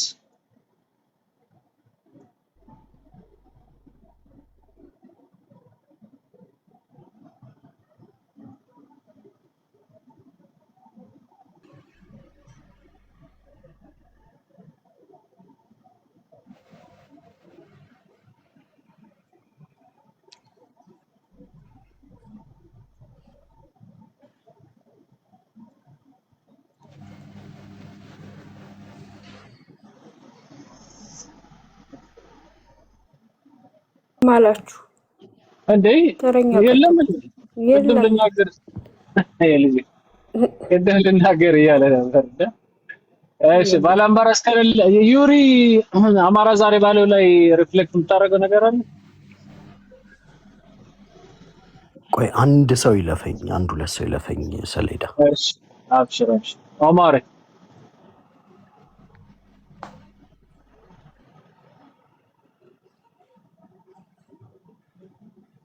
ኦኬ አማርም ቡና ይዞ ሊመጣ መሰለኝ። እንደዛ ከሆነ ለፍቅር እንስጣት። ፍቅር 44 ቆይ አንዴ አሉ 44 44ቱ ይላል ታዲዮስ ታንቱ። እሺ አቀኘው ታዲዮስ ታንቱ ሁለት የጠራው ግን አትሰማም። ቀጥል ባላምባረስ። ያም ቢዚ የአብይ አህመድ ንግግር ያው አንደኛ እንደ ግለሰብ ሰውየው የመሪዎች ታሪክ እንደሱ አይነት የማይጨበጥ አቋም የሌለው ወለል የሚል ሰው አይቻላቅም። እንደዛ ነው የሆነው። ሰውየው ለመደገፍም ለመታገልም የማይመች ሰው። አንዴ ወደ አክራሪ ኦሮሞ ይሄዳል። አሁን ድማ በአማራው ሲጠነክር አማራ ስር መጥቶ ተወሽቋል እንደ ድሮ እና ሰውየው በቃ የማይጨበጥ ሰውና መሪ መሆን የማይገባው ሰው እንደሆነ አሳይቷል። ሁለተኛ ግን ዋናው ቁም ነገር የአማራ ትግል እያሸነፈ እንደመጣ ተረድቻለሁ። ምክንያቱም በግልጽ ከ7 ዓመት በፊት የነበረውን ኦሮማራ የሚለውን ዝም ብላችሁ በጭፍን ደግፉኝ እየገደልኋችሁም ቢሆን እኔ ጎን ቁሙ የሚለውን ልመና በገሃድ ለምኗል። ነው ትላንትና አሸንፋቸዋለሁ ብሎ ሲያስብ በአደባባይ አሰድቦታል። የአማራን ህዝብ አይዘወይ ለአንድ ህዝብ ህገ መንግስት አልቀይርም፣ ዘፋኞችን ጋብዞ ሁሉ የጎንደር ሱሪ እናሳያለን ምናምን ብሎ ያዘፈነ ቀሽም ሰውዬ ዛሬ ተመልሶ ደግሞ አማራ እግር ስር ሲወድቅ ያው ትግላችን እያሸነፈ እንደሆነ ስትራቴጂካሊ ያለ ያደረግናቸው ቡድኖች ውጤታማ እየሆኑ እያሰጉት እንደሆነ ተረድቻለሁ። አማራ መበርታት ነው ያለበት። ከዛ ውጪ ግን ወልቃይትን አስመልክቶ የአማራ ኃይል ሪፈረንደምን እንዲቀበል እኔ አልፈልግም። አማጌንስት ኦማርስ ኦፒኒየን ሪፈረንደም በወልቃይት ጉዳይ መቀበል ማለት እውቅና እንደመስጠት ማለት ነው። 50% ቢሆን ፕሮባቢሊቲው እውቅና እንደመስጠት ስለሚሆን በራያም በወልቃይትም ጉዳይ ሪፈረንደም ከተቀበልን ነገ መተማን ክሌም ያደርጋሉ፣ ወልዲያን ክሌም ያደርጋሉ። ማለቂያ የለውም። የወልቃይት መሬት በጉልበት ሄደ ነው። ኢቨን እኮ በ84 ሲካለል ሲጠየቁ የደም ካሳችን ነው ተብሎ ሄደ ነው። የፕሮፐር ትግራይ ሰዎች መጥተው የሰፈሩት ከኤርትራ ጋር ጦርነት በሚካሄድበት ወቅት ነው። ይሄ ማንም ዶክመንትድ የሆነ የሚታወቅ ነገር ነውና በጉልበት የሄደን መሬት እንደ ደም ካሳ ተቆጥሮ የሄደን መሬት የአማራ ኃይል ተቀብሎ ሪፈረንደም የሚያደርግ ከሆነ የፖለቲካ ሞት ነው ብዬ ነው የማስበው። ኢብን አብይ አህመድ እንኳን ሲጨንቀው ቢሰጣቸው የወልቃይት ኃይልም ሆነ የጎንደር አማራ ወይም ሌላው የወለጋን ሞዴል ነው አፕላይ ማድረግ ያለበት በራያም በወልቃይትም አካባቢ እንጂ ሪፈረንደም ኢትስፋታል ፎር አማራ ብዬ ነው የማስበውና እንደዛ ነው ማድረግ ያለባቸው። ግን ከዛ ደረጃ የሚደርስ ነገር ያለ አይመስለኝም። አሁን ባላቸው ቁመና አይ ቲንክ they can protect themselves እንደዛ ነው የምረዳው። ቴንክ ዩ ባላምባራስ። አንተ እንዳንድ የጎንደር አማራ ማለት ነው ይሄ እዚህ ፕላትፎርም ላይ ያሉ የጎንደር ጎጠኞች ኤክስፔክቴሽናቸው ምንድነው የነበረው? ፕራይም ሚኒስተሩ ላይ ዝም ብሎ እንደው በቃ በአንድ ፊርማ ይሰጠናል ነው ወይስ በአማች በዝናሽ ታያቸው ምክንያት አብይ አህመድ በአዋጅ ያሳልፍልናል ነው? ምንድነው እነዚህ ሰዎች ኤክስፔክት የሚያደርጉት? ባላምባራስ ኦብቪየስሊ እንግዲህ ለነሱ ደጀን የሚሆነውን አካል የራሳቸው ወንድማቸውን እነዘመነ ካሴን አፋብን እየገፉ ከተቀናቃኝ አካል ትርፍ አገኛለሁ ብሎ በዚህ ያክል ደረጃ ማሸርገድ ወይኔ አማርኛው ማሸርገድ አዋጭ ነው ወይ? ባላምባራስ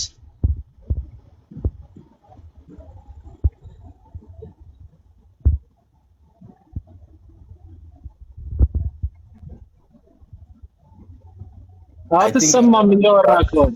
ባላምባራስ ማውራት ይችላል መሰለኝ። ቅድም ወርዶ ነበር። አልሰማም ጋይስ ነው አላህ ቀጥል። ያ እኔ ግምታቸው የሚመስለኝ 44ቱ በእኛ እጅ ነው። አሁን ሰው ህጋዊ ማድረግ ነው የሚቀረው። ፌዴሬሽን ምክር ቤቱም የጣቁሳ ተወላጅ አቶ አገኘሁ ነው ያለፋ መሰለኝ። ስለዚህ አይ ቲንክ ቀስ አድርጎ ህጋዊ ያደርገዋል የሚል ግምት ያላቸው ይመስለኛል። በዛ ምክንያት ነው ኖርማሊ ፋኖን ይህን መሬት ሊሰጥ ነው ወይም እውቅና አይሰጠውም ለእኛ መሆኑን ወይራስ አብይ አህመድ ግን እኛም ፕሮቴክት እያደረገ ነው የሚል ማሁን መከራከሪያ ይዘው መጣው ሲያደርቁን የነበሩትና ወንድሞቻቸውን ሲገፉ የነበሩት እኛም ጋር ያው አንገት ለአንገት ስንገጥም ነው የምንውለውና አይ ቲንክ አሁን ግልጽ አድርጎ መጥቷል። ግን እንደዛም ሆኖ ዛሬ ሳፖርት አድርገውታል አብይን ባይዘው ወይ ፌስቡክ ላይ ጽፎ አይቻለሁ። ኦልሬዲ ሰውየው ለኛ ፕሩቭ አድርጓል። ይሄን ያለው እንዲህ ማለት ፈልጎ ነው ብለው ኢን ፌቨር ኦፍ እነሱን እንደደገፈ አስመስለው ነው የጻፉትና ሚስ አንደርስታንዲንግ ማለለውም ማሩን ነው እኔ ለነዘመን ያላቸው ጥላቻ ይሁን ወይም ሳም ሶርት ኦፍ ቢን ውስጥ ለውስጥ የሆነ ጥቅም ይኑር አላቅም። ግን ፖለቲካው ከነሱ አጌንስት እየሄደ እንደሆነ ጠፍቷቸው አይመስለኝም። ስፔሻሊ ቲክቶክ ላይ ያሉት የጎንደር ሰዎች ኦኬ አገኘው ተሻገር አላፋጣ ቁሳ ነው እንዴ ባላምባር? ይሄን አላውቅም ነበር። አለፋጣ ቁሳ ነው። ሚስቱ ቅማንት ናት። ዝርዝር መረጃውን እነግርሃለሁ ከፈለክ። አብሽራ ግን እጠጣለሁ ያለውን ጥይት መቼ ነው የሚጠጣው ብትጠይቁልን። ጥያቄ ያለኝ የጎጃም አረቂ ሳርቂ ታዲዮስ ግን አሁን ባላምባራስ ልጠይቀው ጥያቄ ነው። የዚህ የወልቃይት እንትኖቹ ምንድነው ኮሚቴው ያው እነ ማን ነው ዶክተር ኮሎኔል ደመቀ ሬፈረንደሙን እንደተቀበሉ ታውቃለህ? አላውቅም ኡማሪ። ኦኬ ቼክ አድርገው ተቀብለዋል። ይሄን ከተቀበሉ እኮ ዓመት አለፈ። እኔ የት ነው ያላችሁት እናንተ ሰዎች ነው ወይንስ እንትኑ ግን እኮ አጀንዳውን ሁኔታ እኮ ቲፒኤልኤፍ አይቀበልም ኡማር። ሪፈረንደሙን እኮ ቲፒኤልኤፍ አይቀበልም ማለት ቲፒኤልኤፍ ሌላ አማራጭ የለውም። ቲፒኤልኤፍ ፈርሞ ነው የመጣው ራሱ። አልቀበልም ቢል በቃ የራሱ ጉዳይ ታደርገዋል። ፈርሞ የመጣው ሬፈረንደም ብሎ እሱ እነዚህ እኮ አልፈረሙም። እነ ኮሎኔል እኮ አልፈረሙም። የፕሪቶሪያ አግሪመንት ፓርቲ አይደሉም። ግን መጀመሪያም የወሰን ብለው ጀመሩ። የወሰኑ ሪጀክት ሲያደርጉም አልተቃወሙም። ፌዴሬሽን ምክር ቤት ሬፈረንደም ሲልም በቃ እንቀበላለን ብለዋል። መግለጫቸውን ተመልከቱ። ያ ማለታቸው ልክ ነው። ለምን አልተካሄደም? ሁለቱም ከተቀበሉት አሁን እነ ኮሎኔል ከተቀበሉት እንዴት እስካሁን አልተካሄደም? ኖ አያካሄድም። እኔ እኮ ይሄን ነው የምልህ እኮ መድገም ነው የሚሆንብኝ። ትችዋለሽ አልሰማሁም። ቅድም አልሰማሁም። ተውሽ። ምክንያቱም ብዙ ጊዜ የተናገረ ይሄን አብይ ሬፈረንደሙን አያካሄድም። እናንተ ሬፈረንደሙን አሳንሳቸው። አሁን ዩሪ ራሱ እንኳን አሳንሶ ነው የሚያየው ሬፈረንደሙ። አብይ ግን ሬፈረንደሙንም አያካሄድልን። ሬፈረንደም ብሎ ወስኗል። መሬቱን ይዞ መደራደሪያ ነው የሚያደርገው። እናንተ እኮ ከአብይ እኮ የእናንተ ሬፕሬዘንታቲቭ ነው የምታደርጉት። ለምን እንዲያደርግልንም ለምን ብሎ ነው የሚያደርግልን? ምን ግዴታ አለበት? እሱ እኮ የራሱ የፖለቲካ ጨዋታ ነው የሚጫወተው። ሰው እኛንን ሬፈረንደሙን መጀመሪያ ማወቅ አለብን። ዝም ብሎ ሬፈረንደም ስለተባለ ዝም ብሎ ዘላ አገባ። ግን ሬፈረንደሙን አውቀን ማን ሬፈረንደም እንግዲህ ሁለት ናቸው ጥያቄ። ማን ነው ሬፈረንደም የሚያደርገው? ምን ላይ ነው የሚያደርገው? እነዚህ ጥያቄዎችን ከመለስን አማራው ከመለሰ አሁኑኑ ሬፈረንደም አድርግልኝ ብሎ አብይን ወጥሮ መያዝ ነው። ትግል ማለት ይሄ ነው እንጂ ሬፈረንደም አንፈልግም እኛ። ይሄማ ማመን ነው። ምንድን ነው የምታምነው? አንድ ሰው እኮ መሬቱ የኔ ነው ካለ እኮ ወደ ፍርድ ቤት ነው የምትሄደው። ምን ታመጣለህ? አሁን ሱዳን መጣ እኮ አሁን ወልቃይት ጠገዴ እኔ ነው ብትል ወደ ፍርድ ቤት ነው የምትሄደው። ሌላ ምን ታመጣለህ? እኔ ይህን ወርቅ የሚወጣበትን አካባቢ ክሌም ባረግሳው ለምሳሌ ኦማር አሁን አማርኛ ይናገራል። ወደ ፍርድ ቤት ከዚህ ተሻግሬ ሽሬን ይዤ ሽሬን ይዤ ሽራሮን ይዤ አዲነብሬን ይዤ የምታውቀው ከሆነ ክሌም ባረግስ አማርኛ ይናገራል ኮሚኒቲው። በዚህ በራያ በኩል ይዤ አሁን እስከ መቀሌ አቅም ስለሌለ ነው ግን ታረግ እኮ የወልቃይት ጠገዴ ነው የሚሆነው። ሌላ ነገር እኮ የለው። እሱን አድርገው የትግራይ ሰዎች ለምንድን ነው ከጠየቀው ይመልስልህ። ጠይቀው ሲያወራ አብረሃት መልሱን ስለሚያውቀው እኮ ነው እየጠየቀ የሚያወራው። መልሱንም ያውቀዋል። ጉሄድ ሳልጨርስ እየመለስክ ነው እንጂ ሳልጨርሰው። እሺ ይኸውልህ እንደዛ ከሆነ የወልቃይት ጉዳይ በእነሱ ላይ የሚደገም ከሆነ የቲፒኤልኤፍ ሰዎች ይህን አውቀው ወልቃይትንም ራያንም በጉልበት እንደወሰዱት ተረድተው እንደ ርስታቸው እንዳልሆነ ስለሚያውቁ ለምን አርፈው አይቀመጡም? ከዛ ይልቅ አሁን ወልቃይትና ራያን ለመውሰድ ከመታገድ ይልቅ አሁን ጥሩ ጥያቄ ነው የጠየቀኝ። እነሱን ጠይቄ ቆይ እንጂ ለምን አርፈው አይቀመጡም አልከኝ። አየህ ጥሩ ጥያቄ ነው የጠየቀኝ በጣም። አሁን አየህ ቆይ እነሱ ጋር ሄድና መቀሌ ጠይቃቸውና መልሱን ይዤ እመጣለሁ። ይዝኛው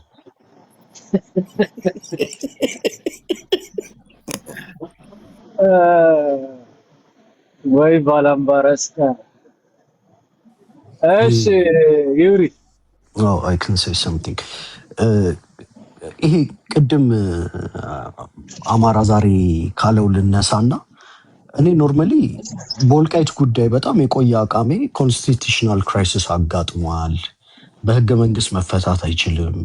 ስለዚህ በጉልበት ስለተወሰደ ስታተስኮ ወደ 1981 ምናምን ተመልሶ ከዛ ተጀምሮ እንደ አዲስ የክልል ሪስትራክቸር እንደተደረገ ታስቦ መፈታት አለበት ነው አቋሜ። ይሄ የረጅም ጊዜ አቋሜ ነው እና አይ ቲንክ ለሪፈረንደም ጦርነት አያስፈልግም እኮ በቃ በጣም ግልጽ ነው።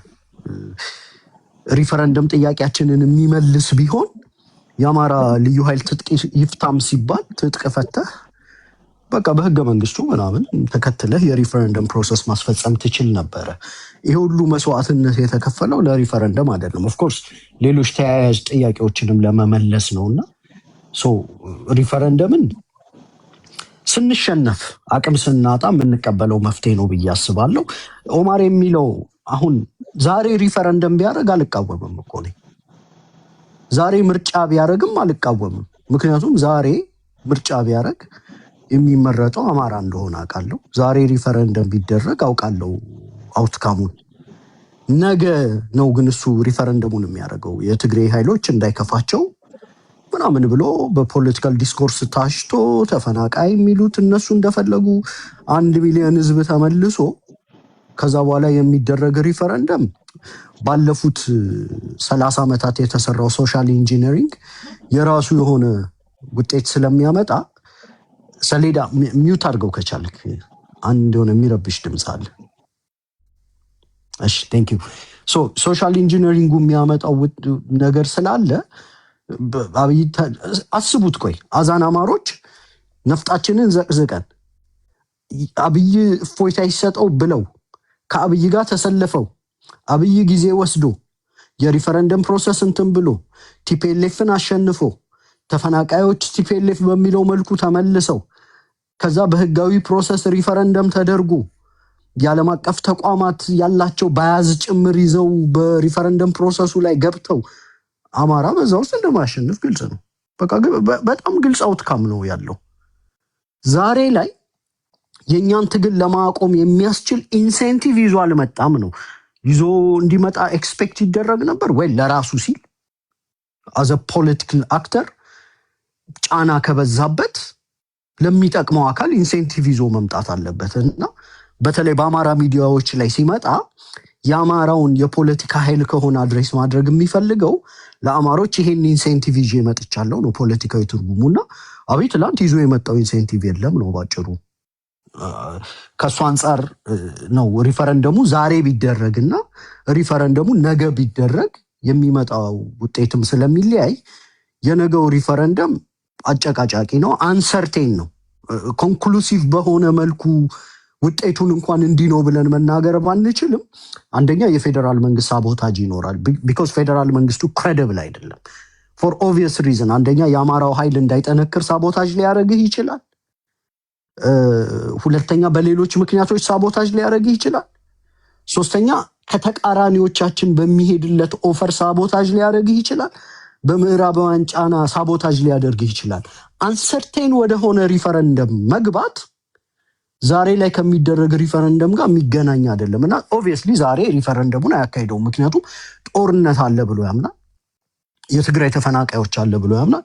እነ ኮሎኔል ደመቀ በምንም መልኩ ቢጫኑት ሪፈረንደሙን አያደርግም። በእነሱም ደግሞ ይህን ያለ የፖለቲካም እንትን የላቸውም። እነሱ ዲያሩ ዌል ቢዚ ድግስ ደግሶ ሐምሌ 5 ላይ እንትን ተኮስኩኝ ሚስቴ እጅ አትስጣለችኝ ምናምን እያሉ ዝም ብሎ በቃ እስክስታ አስረሽምቹ አዝማሪ አምጥቶ ከማስጨፈር የዘለለ ፖለቲካሊ ምንም እየሰሩ አይደሉም። በጣም እኮ የሚያሳፍር እኮ ዘመን ላይ ነው የተገናኘ።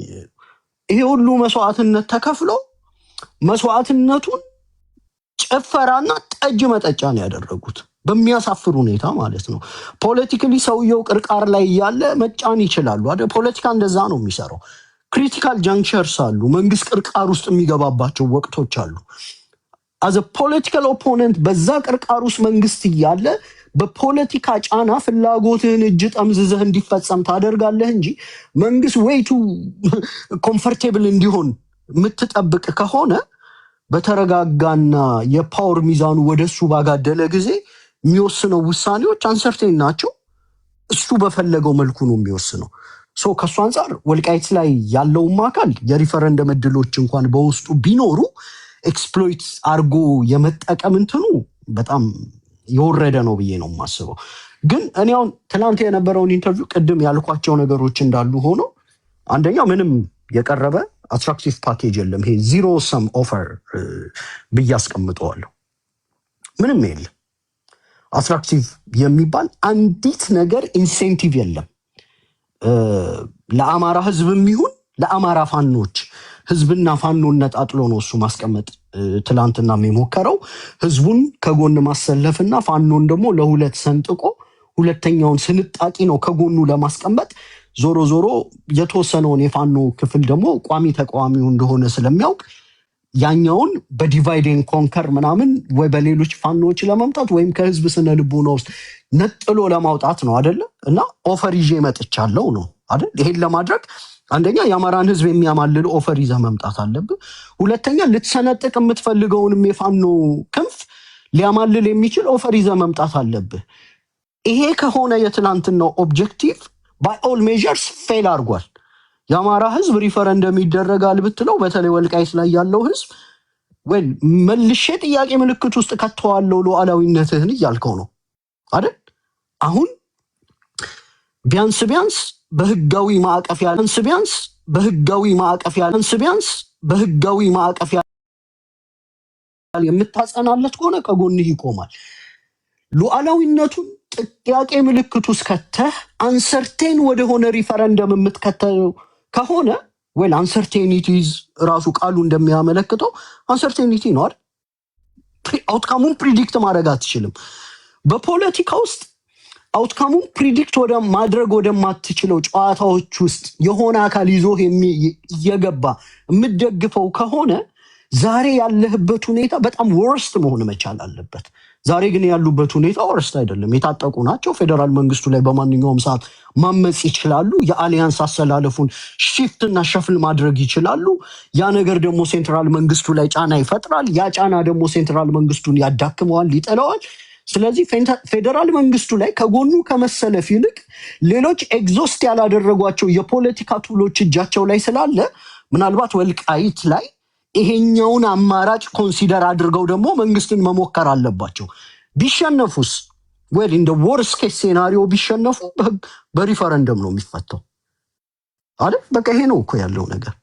ብትሸነፍም በሪፈረንደም የሚፈታ ከሆነ ከሱም ጋር ብትቆም በሪፈረንደም የሚፈታ ከሆነ ጠንክረህ ታግለህ ብታሸንፍ በሌላ ማዕቀፍ የሚፈታበት ማዕቀፍ እጅህ ላይ የሚቀመጥ ከሆነ ያልሞከርከው መታገልን ስለሆነ በመታገል እስካሁን የወልቃይት ህዝብ ፌደራል መንግስቱን አልታገለም። ስለዚህ የወልቃይት ህዝብ ከፌደራል መንግስቱ ጋር ቢቆም በሪፈረንደም ነው የሚፈታው። ታግሎ ቢሸነፍ እንደ ወርስ ኬስ ሴናሪዮ በሪፈረንደም ነው የሚፈታው። ታግሎ ቢያሸንፍ ግን በራሱ ነው የሚፈታው። ስለዚህ ታግሎ የማሸነፍን መንገድ ቢሞክር ዛሬ ከቀረበለት ፓኬጅ አንሰርቴን ከሆነ ፓኬጅ የተሻለ የፖለቲካ መፍትሄ እጁ ላይ ያለ እሱን ኤግዞስት አድርጎ ማየት አለበት ነው። ስለዚህ ለአማራ ህዝብም ሆነ ለፋኖ ታጣቂዎች ትግላቸውን እንዲያቆሙ የሚያስችል ምንም አይነት የፖለቲካ ማበረታቻ ኢንሴንቲቭ አላቀረበም ነው። እንደ ኢንሴንቲቭ ቀርቧል የሚሉ ሰዎች ካሉ ዛሬ ያለንበት ኮንዲሽን ይሄ ነው። አብይ ባቀረበው ኮንዲሽን ነገ እዚህ የተሻለ ፖይንት ላይ እንደርሳለን ብለው ወደ ውይይቱ መምጣት መቻል አለበት እና እኔ ያ አይታየኝም። ባጭሩ ሲደመደም ትግሉ ቢቀጥልም ባይቀጥልም ውጤቱ አንድ ነው። ጠቅላይ ሚኒስትሩ የወልቃይት ጉዳይ በህዝበ ውሳኔ ይፈታል ብሎ ደምድሞ ነግሮናል። የአማራ ህዝብ ቢዋጋም ባይዋጋም ተዋግቶ ሉዝ ቢያደርግም ባይዋጋና ከፕራይም ሚኒስቴሩ ጋር ቢቆምም ከጠቅላይ ሚኒስቴሩ ጋር ቢሰለፍም ባይሰለፍም የሚያገኘው ውጤት የህዝበ ውሳኔ ውጤት ነው። ይሄ በጣም ግልጽ ሆኖ የመጣ ነገር ይመስለኛል። ስለዚህ በዚህ ውስጥ የተሻለ ነገር ምንም ይዞ ስላልመጣ እኔ እንደ አማራጭም ብዙ ኮንሲደር ማድረግ አለብን ብዬ አላስብም። የአማራ ህዝብ ከመንግስት ጋር በመወገን ወይም ትግሉን በማቆም የሚያገኘው የተለየ ጥቅም ምን እንደሆነ ማስረዳት አለባቸው የፌዴራል መንግስቱ ካድሬዎች ወይም ደግሞ መንግስት አፊሊየትድ የሆኑ ሰዎች። ከመንግስት ጋር ባለመወገን ዛሬ ያለህን በዘላቂነት ህጋዊ አድርገህ ልታስጠብቅ ትችላለህ፣ ወይም ከመንግስት ጋር በመወገን ወይም ከፕራይም ሚኒስቴሩ ጋር በመቆም ዛሬ ካለህ በተሻለ ትላንት ያቀረበልህ ኢንሴንቲቭ በዚህ መልኩ ስለሚጠቅምህ ትግሉን በማቆም የምታገኘው ጥቅም ትግሉን በመቀጠል ከምታገኘው ጥቅም ስለሚበልጥ ትግሉን በማቆም ከፕራይም ሚኒስቴሩ ጋር ተሰለፍ ከሆነ ያ መብራራት መቻል አለበት አይደል? እኔ ያንን የሚያሳይ ነገር አላገኘሁኝም ነው። ሌላው ነገር የፋኖ ልዩነትን የሚያጠፋ አንድ የሚያደርግ ይሄ ዩኒፋይንግ ፋክተር ይዞ ነው የመጣው ብያለው ቅድምም። በተቃራኒው ትግሉን በማቆም ጥቅምን ማክሲማይዝ የምታደርግበት ሳይሆን ትግሉን በማቆም ወደ ሪፈረንደም ገብተህ ወደ አንሰርቴን ወደሆነ ፊውቸር እንደምትገባ አስረግጦ ስለነገረ ትግሉን በመቀጠል ይሄን አንሰርቴን ፊቸር በመዳፉ ውስጥ በማስቀመጥ መታገል እንዳለብህ በሌላ መልኩ እንዲያውም ይሄ አንድነት በመፍጠር ጠቅላይ ሚኒስትሩ የህዝብ ውሳኔ በማለት ነው ይዞልህ የመጣው በፋኖ ቡድኖች መካከል የነበረውን ጥቃቅን የልዩነት ክፍተት ድብና አድርጎ ዘግቶልናል ብዬ ነው የማስበው። ስለዚህ አሁን ይሄ ሁሉም የፋኖ ክንፎች በአንድ ዓላማ ስር እንዲሰባሰቡና መሳሪያቸውን ወደ ፌዴራል መንግስት እንዲያዞሩ ትልቅ የፖለቲካና ይሄ የስነ ልቦናዊ አንድነት ዩኒፋይንግ ፋክተር ፈጥሯል። እንዲያውም ጠመንጃውን በዩኒፋይድ ሆነው ወደሱ እንዲያዞሩበት የሚያደርግ ትርክት ይዞ ነው የመጣው። ይሄኛው ነው እኔ የሚታየኝ። የፋኖ ኃይሎች እቺን ብያ አቆማ ሁለት ነገር ልጨምርና አቆማለሁ። ኦማር የፋኖ ኃይሎች ከፌዴራል መንግስት ጋር በመነጋገር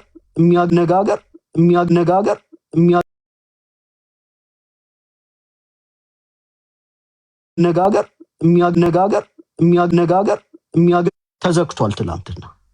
ስለዚህ አላስፈላጊ ንግግሮችን ትተው አላስፈላጊ ተስፋቸውን ትተው ጥንካሬ የት ጋ ነው ያለው ብለው ቁጭ ብለው እንዲያስቡ ነው ያደረጋቸው። ዛሬ ፌዴራል መንግስቱ በቃ ዘግቶ ነው የነገራቸው። ብታናገረኝም ሪፈረንደም ነው የምሰጥህ፣ ብትደራደረኝም ሪፈረንደም ነው የምሰጥህ፣ በጀርባ መተህ ምናምንም ሆፕ የምታደርገው ነገር ካለ ሪፈረንደም ነው የምሰጥህ። ስለዚህ አሁን ፋኖች አላስፈላጊ ተስፋቸውን፣ ድርድራቸውን፣ ንግግራቸውን ትተው ወደ ወታደራዊ ጥንካሬ መመለስና ኃይል ወደ ማጎልበት መሄድ፣ ምክንያቱም ብቸኛው አማራጭ እሱ እንደሆነ ሰውየው ስለዘጋላቸው ማለት ነው። ሌላኛው ነገር ኢቭን እኔ ባልደግፈው ማለት ነው በተለይ ይሄ ሎቢ የተደረገው ኃይል አስቦበት የትግራይና የአማራ ዳይሬክት ኢንጌጅመንት ለምሳሌ አብይ አህመድ ኤርትራ ሄደና እንደ ብሮከር ሆኖ ቲፒኤልኤፎችና የትግራይ ህዝብን ሳያካትት በዛላምበሳ በኩል ያለውን መሬት ከኢሳያስ ጋር ተነጋግሮ የነሱ እንደሆነ አመነላቸው። ከዛ ጦርነት ተካሄደ። ትግሬዎቹ ምንድን ያደረጉት ከጦርነቱ በኋላ ደግመው ሪቫይቭ ሲያደርጉ ኦኬ እንደ ብሮከር አንተ መተህ ከኤርትራ ጋር ነኝ እንዲል ከምታደርግ እኔ በቀጥታ ከኤርትራ ጋር ዳይሬክት ኢንጌጅመንት አደርጋለሁ አሉና ኢሳያስ በር አንኳኩተው ሄደው ንግግር ጀመሩ።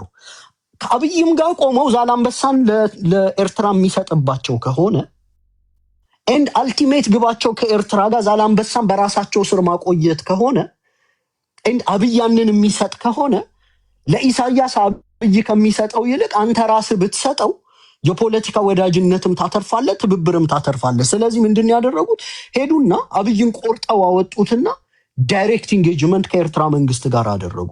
ያዋጣል ላያዋጣም የራሳቸው ጉዳይ ነው። አዘ ፖለቲካል ስትራቴጂ ግን ፒቲ ትሬደር የሆነውን ሚድልማን እና ብሮከር ቆርጠህ አንተ ራስህ በዳይሬክት ኢንጌጅመንት ከሌላኛው አካል ቢኮዝ ይሄኛውም አካል ኦን ቢሃፍ ኦፍ ዩ መሬትህን ቆርጦ የሚሰጥ ከሆነ ወይ አንተ ራስህ ኢንጌጅ አድርገህ በፖለቲካ የህዝብ ለህዝብ ግንኙነትን አድሼ ሰጠውህ ብለህ ብትሰጠው ፖለቲካሊ አትራፊም ስለሚሆን ወደ ዳይሬክት ኢንጌጅመንት ገብተዋል። ይሄ በትግሬ ሴናሪዮ ነው።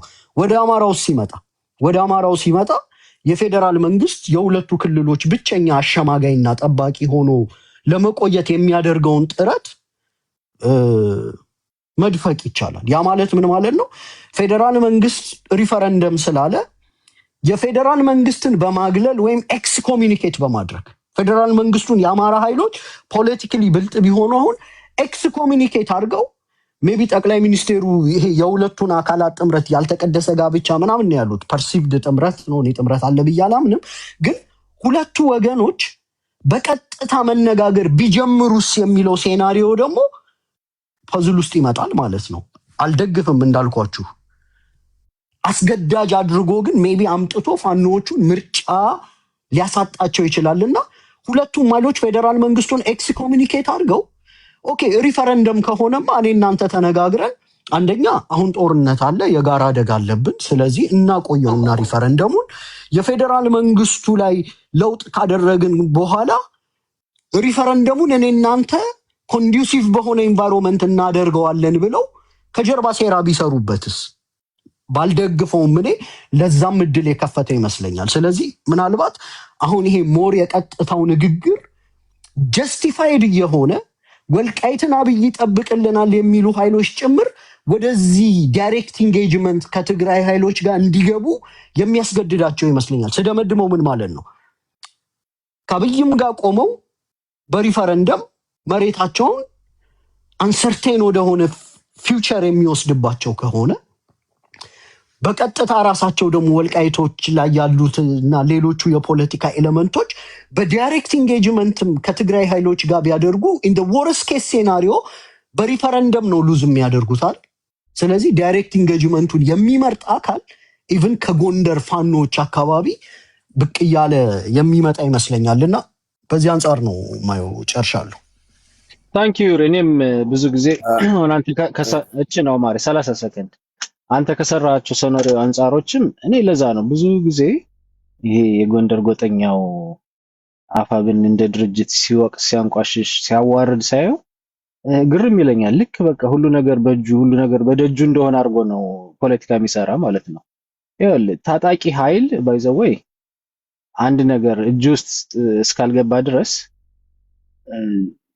ያንን ነገር ከእጁ ውስጥ ለማስገባት አንደኛው ክንፍ ነው፣ ማረጋገጫ ነው።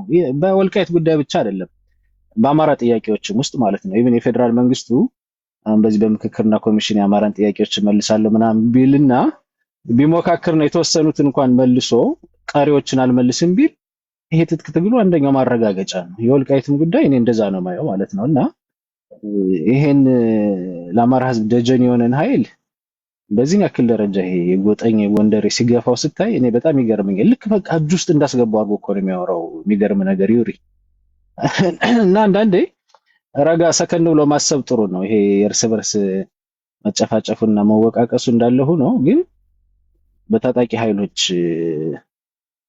ጉዳይ ስንመጣ ግን አይ ቲንክ እኔ በዛ አካባቢ የሚወረወረው ድንጋይ አልተዋጠልኝም። ፕራይም ሚኒስተሩም መጥተው ያንጸባረቁትኝ እንደው ዝም ብለው ፈትፍተው እንደማያጎርሷቸው እኔ የተረዳውኝ ጎጠኛውን ጎንደሬዎችን ማለት ነው። እና እስቡበት ለማለት ነው። እንደው እንደ ምክር ነው።